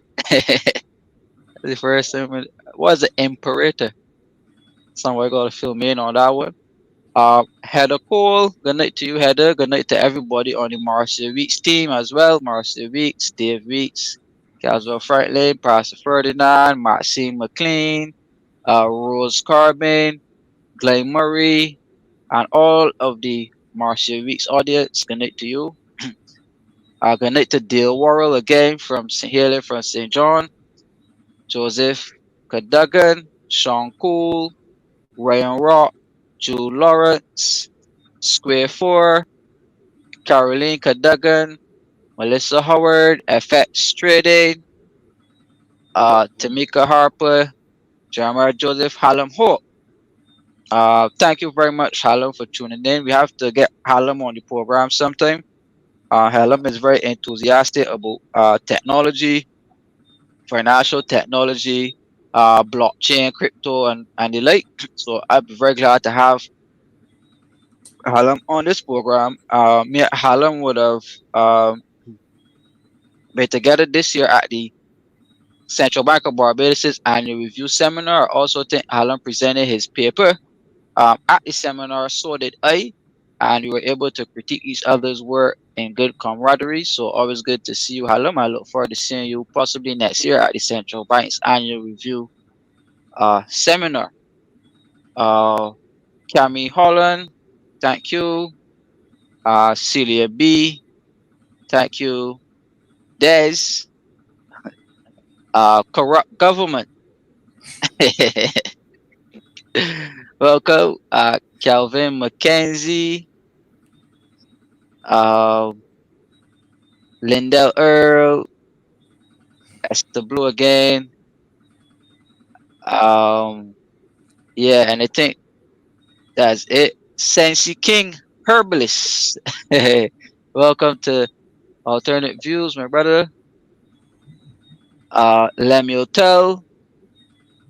Welcome, Clayton Vaughn, Jefferson Ward, Rhonda Paris, Anika Hoare.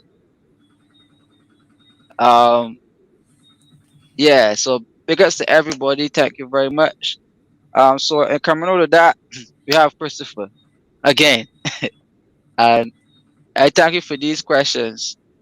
Christopher is saying that, Kimar, are you not saying the private, public, and foreign investments, for example, Indigo, Sam Lars, Milan Piv, Kensington refurbishment, or since investments?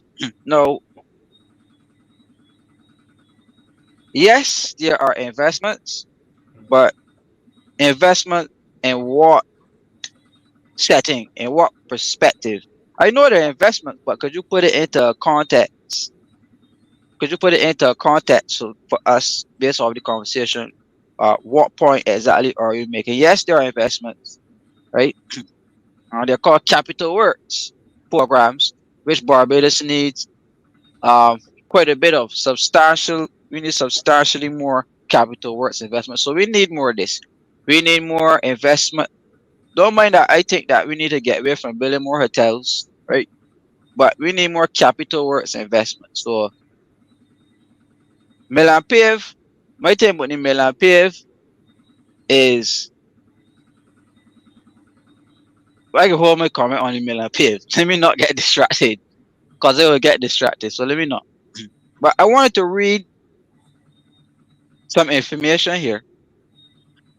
And it says that the authorities in Barbados are firmly committed to unwinding the temporary accommodation caused by the impact of COVID. While fiscal policy might remain accommodative up to 2022 to offset the impacts of the pandemic and natural disasters, a gradual economic recovery will facilitate a gradual reduction in the debt to GDP ratio over the medium term. So the authorities intend to achieve a debt to GDP ratio of 60% by financial year 2035 until 2036, right? So and it says here, this is IMF, this debt to GDP ratio can be achieved through ambitious primary balances in the medium and long term, right? Medium and long term. So primary balances, again, people, your revenue has to be X amount of percentage over your expenses. So the primary surplus target in Barbados is 6.5%. Ramon, so we need to be making 6.5% over our expenses, right? No. Between COVID and now, how many years do you think Barbados was able to achieve 6.5% over its expenses between this 2024 COVID was only 2 years ago, 2.5 years ago, right? So we didn't have enough time. And it says here, Ramon, this is the IMF speaking in alternate views, that the debt to GDP ratio will be gradually reduced over a medium term to the long term through achieving more revenue than expenses. over a medium to long term. It never says short term, right? It's a medium term. So look at it. They say that they will achieve a debt to GDP ratio of 60% by 2035. So how could you jump from 153 to 105 in the space of 2 years in the midst of a pandemic, in the midst of a global recession in 2 years? But it can take you this 20 what 2024. So another 10 years will put you up at 2034, 11. So in another 12 years, the debt to GDP, Ramon, gonna be 60%. Right? It's gonna be 60% in 12 years. But it take you 2 years to get from 153 to 105. Explain to me that math, Ramon, because you might be Man, a better no, mathematician no, than me. no, no, no, no. Yeah, I know magic. I know magic for sure because the had the magic one in that period. I think it takes some time now to find the magic one for this upcoming period. That's what is really happening here. Because other than that, I can't explain it. It's very very difficult or impossible to explain. It's not happening. The figures skewed. If you start with the figures being skewed, in terms of the figures being skewed at the end or going forward, that is what is going to happen. You know, in terms of being skewed, will continue to move forward for sure, sure, sure. So I can't explain that one for sure, and I don't think there's anyone on none of the viewers at this stage can explain that, unless of course they ain't a magic as heavy as other people are, right? Nobody ain't gonna explain that. They gotta be David Blaine or one of them fellas or Houdini to explain that. And how they Right, can get, yeah, right. for sure. So Christopher is challenging our perspective once more, right? And he's saying, he gave us the economic formula. Right? He's giving us this economic formula. Says that investments drive growth, and if there are investments, then 4.5% is possible. You admitted you are seeing these investments, and 4.5% is reasonable given the investments. No, again, during 2015, 2016, 2017, there were investments, and those were our better years. And having those investments in our better years, right? Having those investments in our better years, and we were not able to achieve, right? We were not able to achieve that level of growth. It's highly impossible. It's mathematically impossible to achieve that type of growth. And it's not just my admission, it's the admission of the governor of the central bank. The economic history of Barbados, the economic history of Barbados has not shown consistent economic growth above 2.5% for umpteen years. It just don't happen. And Chris, with all these pretty equations, etc., etc., I get telling them, we know full well. So just simplify anything, government spending too much, and we have no industry striving at this present time. So all this fancy thing here, becomes null and void and irrelevant. We spending too much, and we can spend more.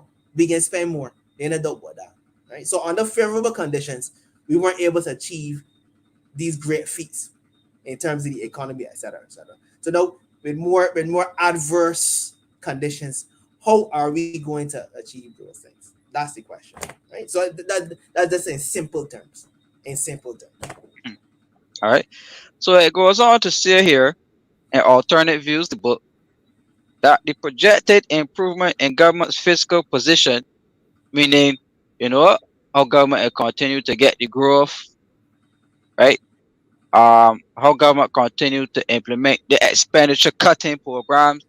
So cutting financing to the hospital, cutting financing to the water authority, cutting financing to MTW, cutting financing to the education budget, To be able to keep that exercise going, to improve government's fiscal position, it is being said here that a cyclical recovery in revenues, meaning that over time, based off the cycles, the government revenues would recover, phasing out COVID-related expenses at that time. So it would have been shutting down the shutting down that program, the job program, shutting down the COVID hospital in St. Lucie, uh, all the COVID monitors.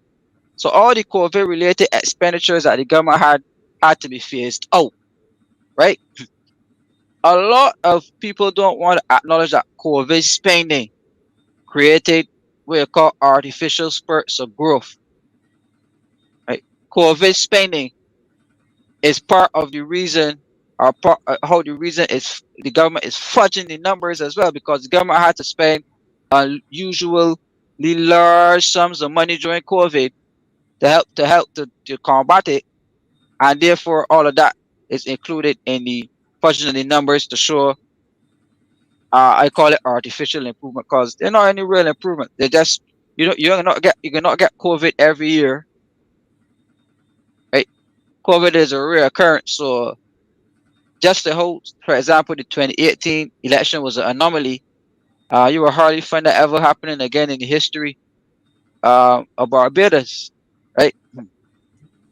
So, as I was saying, so you phase up those COVID expenditures, and then you continue to reform the state-owned enterprises, privatization, otherwise.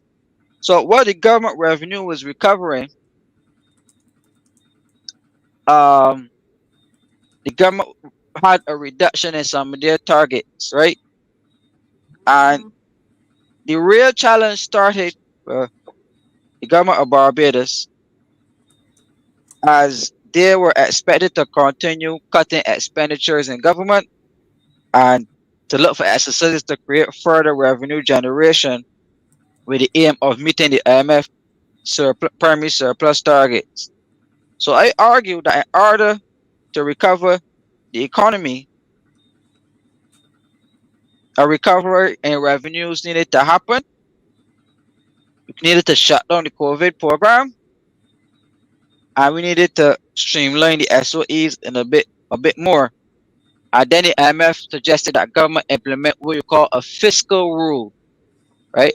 A fiscal rule. And that fiscal rule, Ramon, basically says that the government now has a cap on certain spending, right? So, for example, if the government usually spent 10 million on roads, well, it's not 10 million for roads no more, it's 6 million on roads.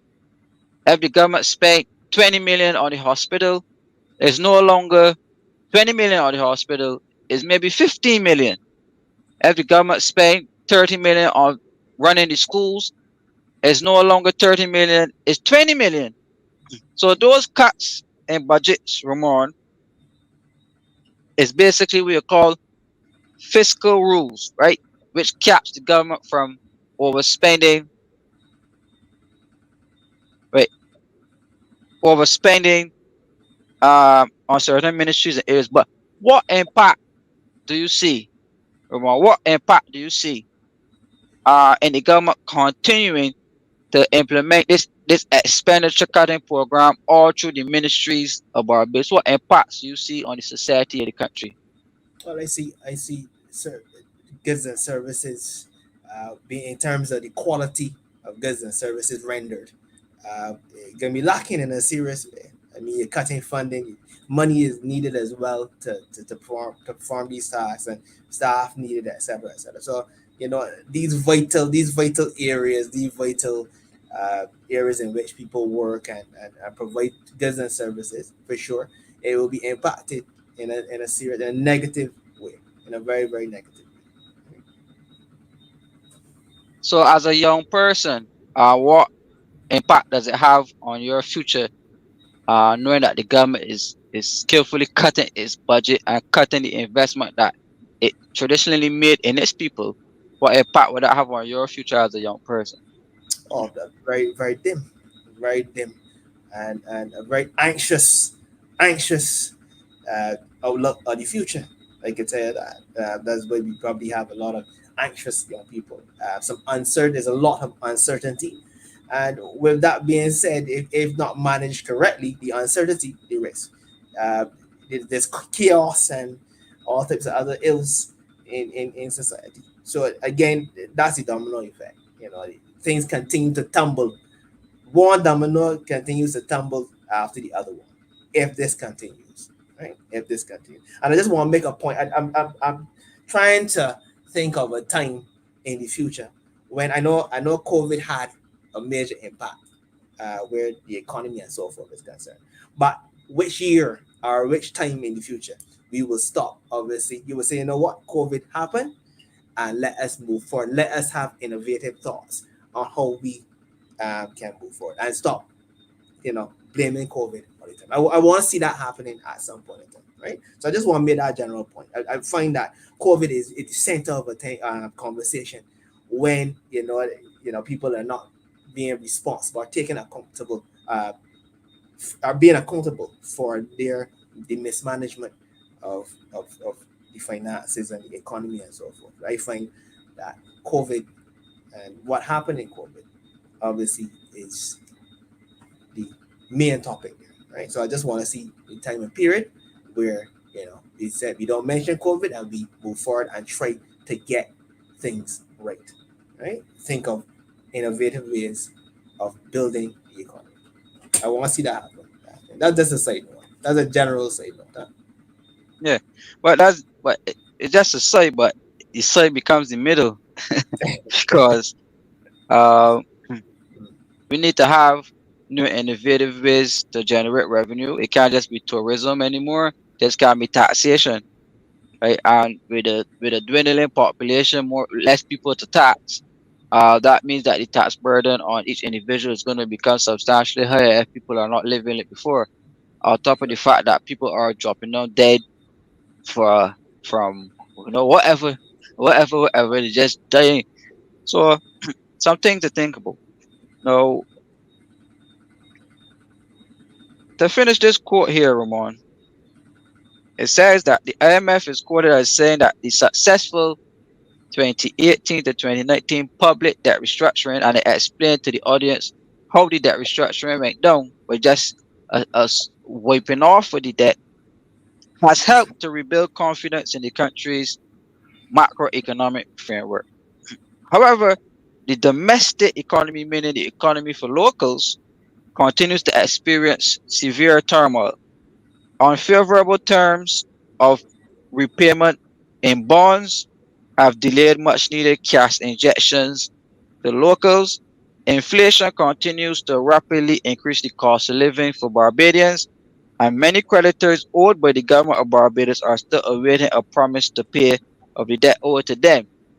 Debt owed to the central bank was mostly impacted during the restructuring as the debt dropped from 2.2 billion to 703 million. 2.2 billion, it dropped from 2.2 billion to 703 million during the restructuring, causing a major disruption to the capital flow of the central bank under the debt restructuring. In the IMF review, the authorities indicated that they have developed a recapitalization plan for the Central Bank of Barbados, and the plan follows a gradual approach to aiming to strike a balance between the magnitude of the capital shortfall and the current limited fiscal space in Barbados, meaning that the government of Barbados is supposed to repay the central bank out of its own money, not meaning that the bank can fill it back. So that's the point. No, we are up at 12:15. We're more meaning that we're going to wind up very soon, right? What after that quote, right? After that quote, and I think it goes back to the point I was making, right? Now the government, they would have written off the debt to the companies, the local companies, right? Some local companies.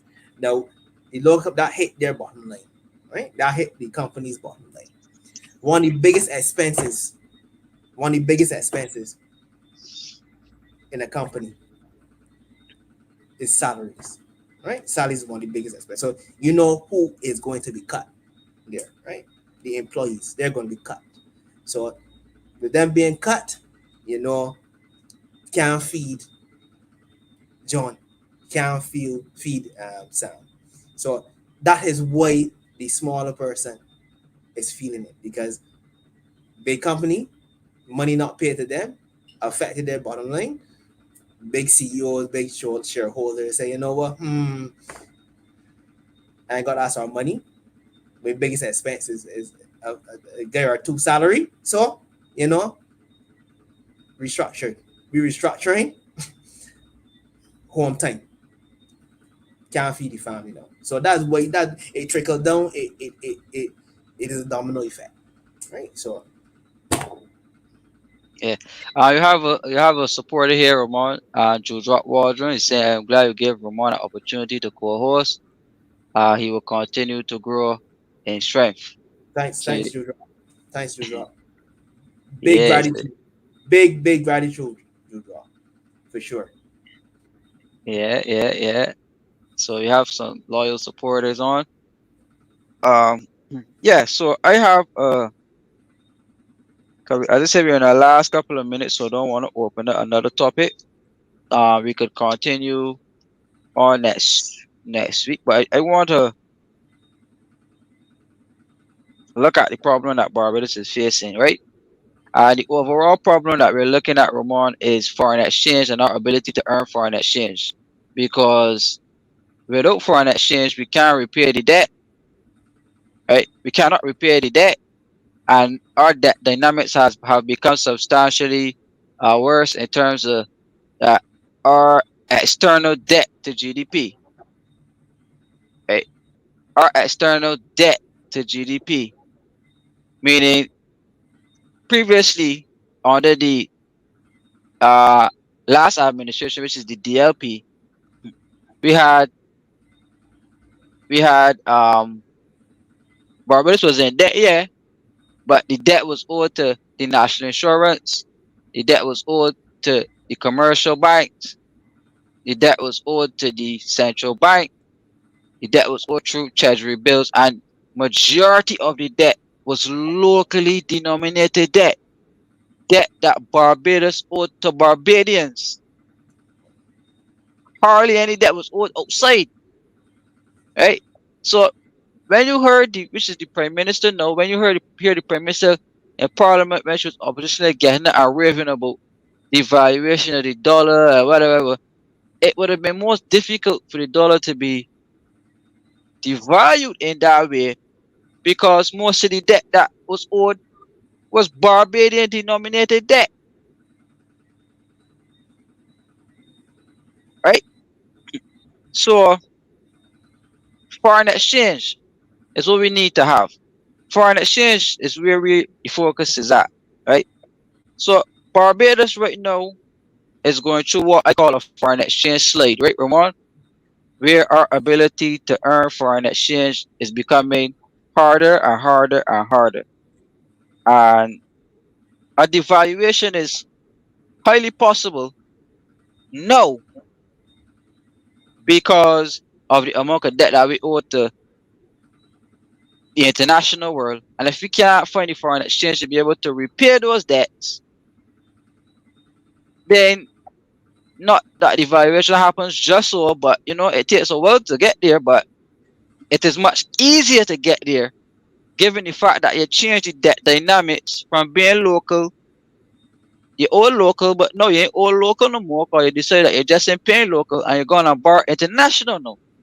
So you can't go and decide, well, I owe international, well, I ain't paying one or two because you can end up in court and you can ruin the reputation of the country, XYZ, yada, yada, yada, yada, yada. So Barbados is essentially in a trap, a noose net, where we have to repay this money or not Barbados is going to be squeezed internationally because we cannot do the same things that we did locally, Ramon, in the local debt restructuring, and we went through it earlier. Just write off the debt and decide we're not paying. You can't do it internationally And Barbados' reputation has already been ruined because for the first time in Barbados' economic history, we defaulted on our debt. Right? For the first time in Barbados' history, and this didn't happen during the last decade and no more. This happened under the most popular leader, so-called leader Barbados have ever had, to be the first finance minister and prime minister to ever default on the debt of Barbados, the international debt of Barbados, which today is causing Barbados to be banned from international credit markets. And hence the reason why a lot of countries around the world still, and a lot of banks around the world still today will never lend Barbados a cent because Barbados would have defaulted on the debts when they did not have to. Wait, Kimar, scientists fly in my ears. I didn't hear that last part properly. They go back to the favorable person, not the last guy. After the last decade, you said that one of the people who are more favorable are favored defaulted on what? Right. I didn't hear Let me that part. let me let me Say play it it again. one more. I can play the clip so they can see who I At, mean. at this person, at this person, Yeah. Necessarily always walk in a straight line. But the growth that we have and the way that we've been able to bring down our debt, they don't like to hear figures. They don't like to hear the truth. Because the 177% up in the air, call it a marathon of that debt, came down before COVID to 120% debt to GDP. We were the third highest country in the world out of 193, 196, I can't remember countries. We brought it down, COVID carried it back up to 152. You know where it is today? 105%.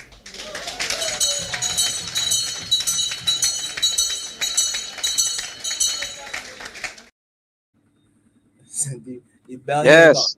the bell here got my belly hurting me. I hear a lot out of the bell. But yeah, though in terms of the default, wow, it was her. Okay, no problem. And she was, she being truthful. So don't do that. She being truthful. Kimar. She's being truthful. Truthful figures. Truthful figures. Right. So No, sorry, quickly, right? Based on what you go tell me ahead. this. Go ahead. So you're telling me, right? We ain't pay the people the money, which is the organizations here, right? So Johnny can get fired, right? No, John can get fired. John can get fired. His son, then Johnny can't get to buy certain things because obviously now we owe money. We can't pay the people outside as well too. So the goods can get more expensive. So that means little Johnny in bare trouble here because he father now John, he lay off and the price of things gone up because we can't pay the outside people. So little Johnny in pure issues here are based on what he's seeing here. Johnny's Yeah. future looking dim. No doubt about it. Yeah. Well, Ramon, you're so right. The future for Barbados is looking grim to the point where if we do not have a proper plan in place to earn the requisite foreign exchange, Ramon, to be able to pay down this international debt, Barbados will have serious economic repercussions to face. We do not have we do not have the leeway to do what we did locally, where the government just ran over the investors and forced them to accept whatever deal they have with in terms of the debt restructuring. And please remember, Ramon, that the international creditors actually, uh, if you guys remember, the international creditors formed a credit committee led by former governor of the central bank, Delaware Worrell, to lead negotiations on their behalf against the Barbadian government because the Barbadian government wanted to railroad the international investors into accepting whatever deal they wanted. And it was a big public spot in the newspaper, one of the most embarrassing episodes ever in the economic history of Barbados, where the government of Barbados and the international investors were back and forth in the newspaper, and they were unable to settle a deal for almost a year because the government of Barbados did not want to negotiate in good faith. as it relates to ensuring that the investors that they defaulted on, not the last decade, that this administration defaulted on, they did not want to negotiate a good faith, and it took over a year. And the creditors from the international world had to hire Dr. Delaware Worrell to negotiate on their behalf against the Barbadian government. Right? So they can't do what they did locally, internationally.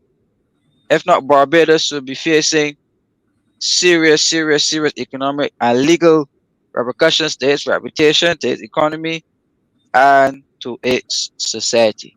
So we ain't got to So, borrow money now to pay lawyers. That we telling me hey, to Yamar? Jeez. That well, numerator looking real strong though, boy. Let me tell you. Extra strong though, boy. That numerator, boy. uh, That's starting to become bold letters now. That numerator, that word numerator. That's what happening yeah, now, boy. Jeez. the the the only boy that will probably loan us the money is the Chinese, and you know why? And I think somebody asked if the debt owed to the Chinese was included. The debt owed to the Chinese is dealt with separately under bilateral lending, right? So we're going to do a show on that, Ramon, at some point in time. We'll show the different facilities that a country has for lending. There's bilateral lending, which is country to country lending. There's multilateral lending, which is country to institution like IMF, IADB, whatever. And then there's the foreign financing component, which is inclusive now of the private banks like JP Morgan Chase, Citibank, Credit Suisse, and those other type of private banks that lend for profit, the big investment banks that will usually do so. Then there's the domestic component, which is funded by taxation and treasury bills, right? And let me just give you this one piece of economic history. Barbados, right? And this is included in alternate views as well, Ramon, the book. Just want to get the viewers here. We usually have to promote alternate views. Yeah, man, big at that book for sure. Big heels at that book. No doubt about it. Get it now, people. Let's get it now. Right, right. Right. So alternate views, the book here. Barbados, right? And y'all could quote this one here. No, let me get about Ramon on the screen. Right. Y'all could quote this one here. No, Barbados, right? In its debt restructuring, became the third country in the world. I'm talking about in the region. I'm talking about Latin America. It became the third country in the world ever to default on its treasury bills or to restructure its treasury bills, Ramon. So remember the treasury bills that we. I heard the Prime Minister, she spoke about, but the clip, sorry, not the clip. She spoke about the third country in that clip as well too. Out here, Right. 196. The third most indebted country in the world. Yeah, okay. Right. We were very indebted, right? So after the indebtedness, and we went from being the third most indebted to a default on foreign debt, right? And Barbados became the third country now in the world to restructure treasury bills. This has only ever occurred in Russia. Well, sorry, not the third, the fourth, sorry. It became the fourth country in the world to restructure treasury bills. The first is Russia. The second is Ukraine.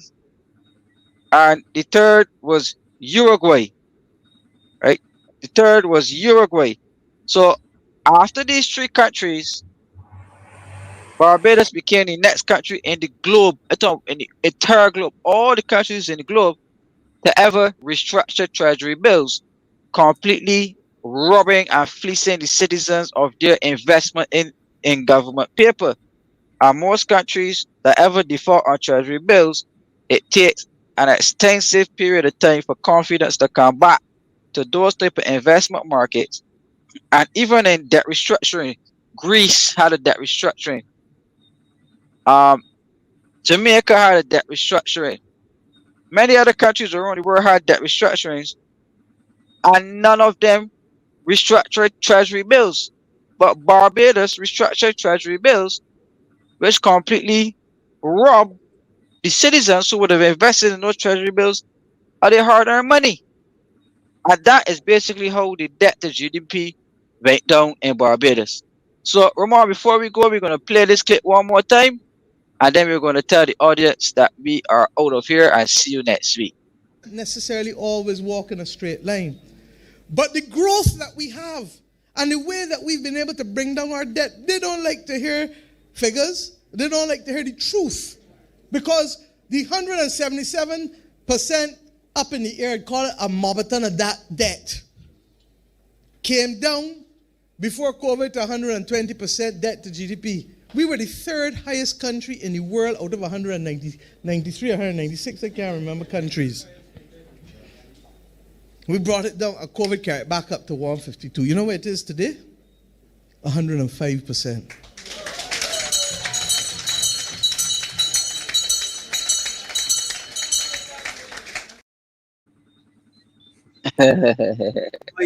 Kimar, what she's saying is so dizzying. I can't walk in a straight line. She mentioned growth, but I think she mentioned something about progress in a straight line, but it's so dizzying what she's saying and confusing.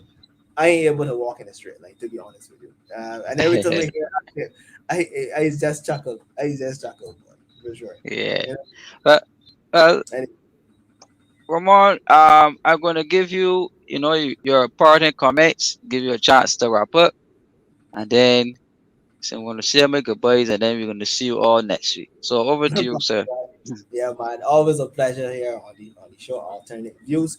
Always a pleasure. You're always learning, whether it be a thought provoking question, whether it be a statement from all the viewers.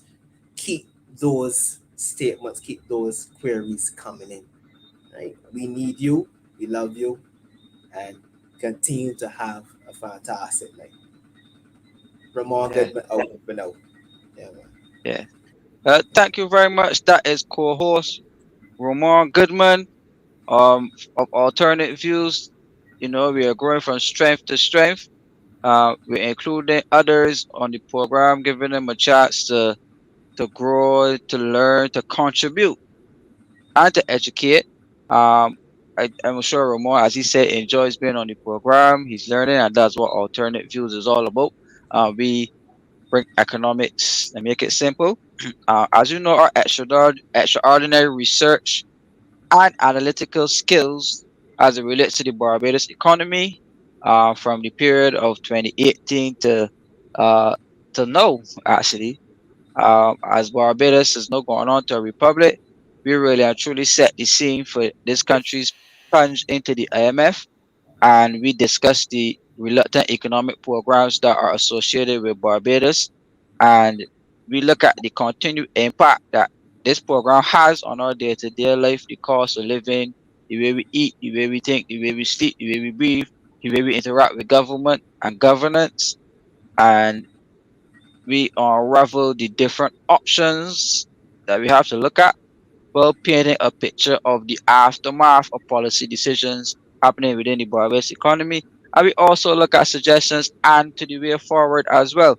So our highly educational and informative program here, Alternate Views, is a very excellent tool for the viewers, for the audience, for mommy, for granny, for daddy, for children, for young people, for budding economists, politicians, public servants, and the general public who is desirous of an understanding of the Barbados economy.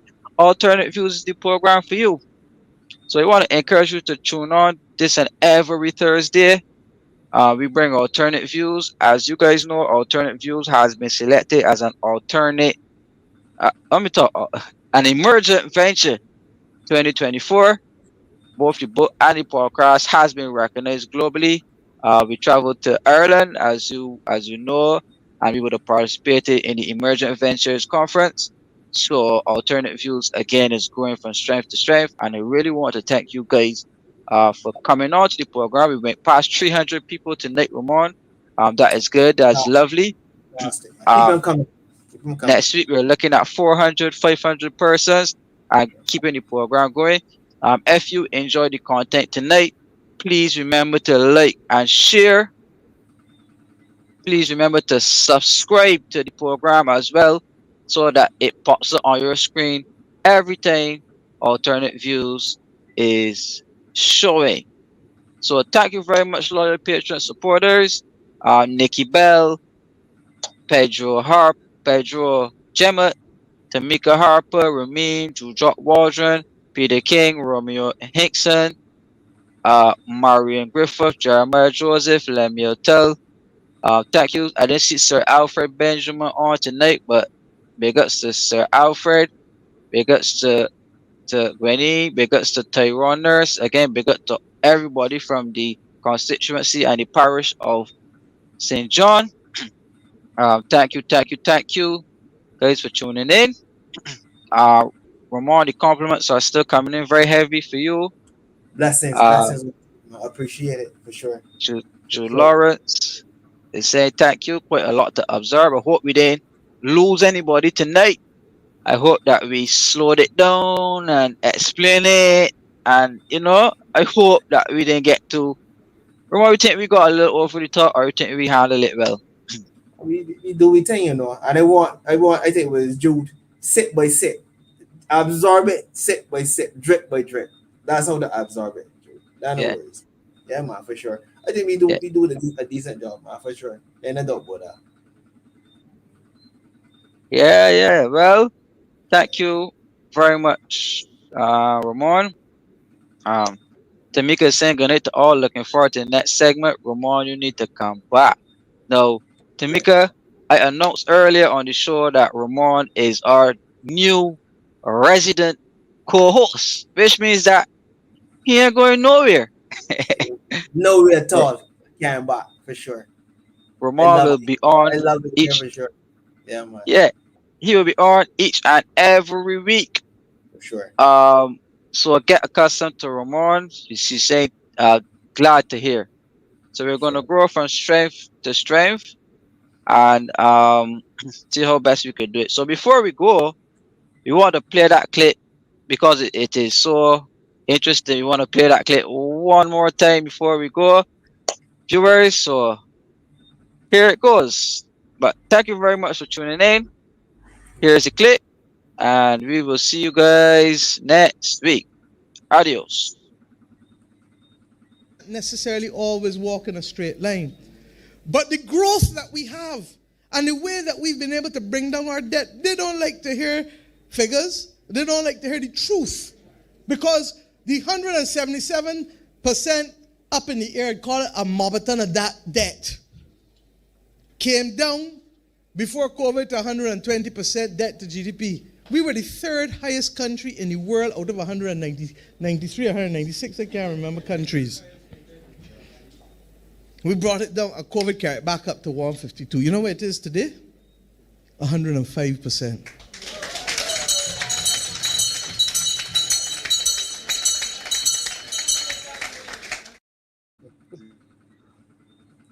Classic. I would Classic. just leave this one saying.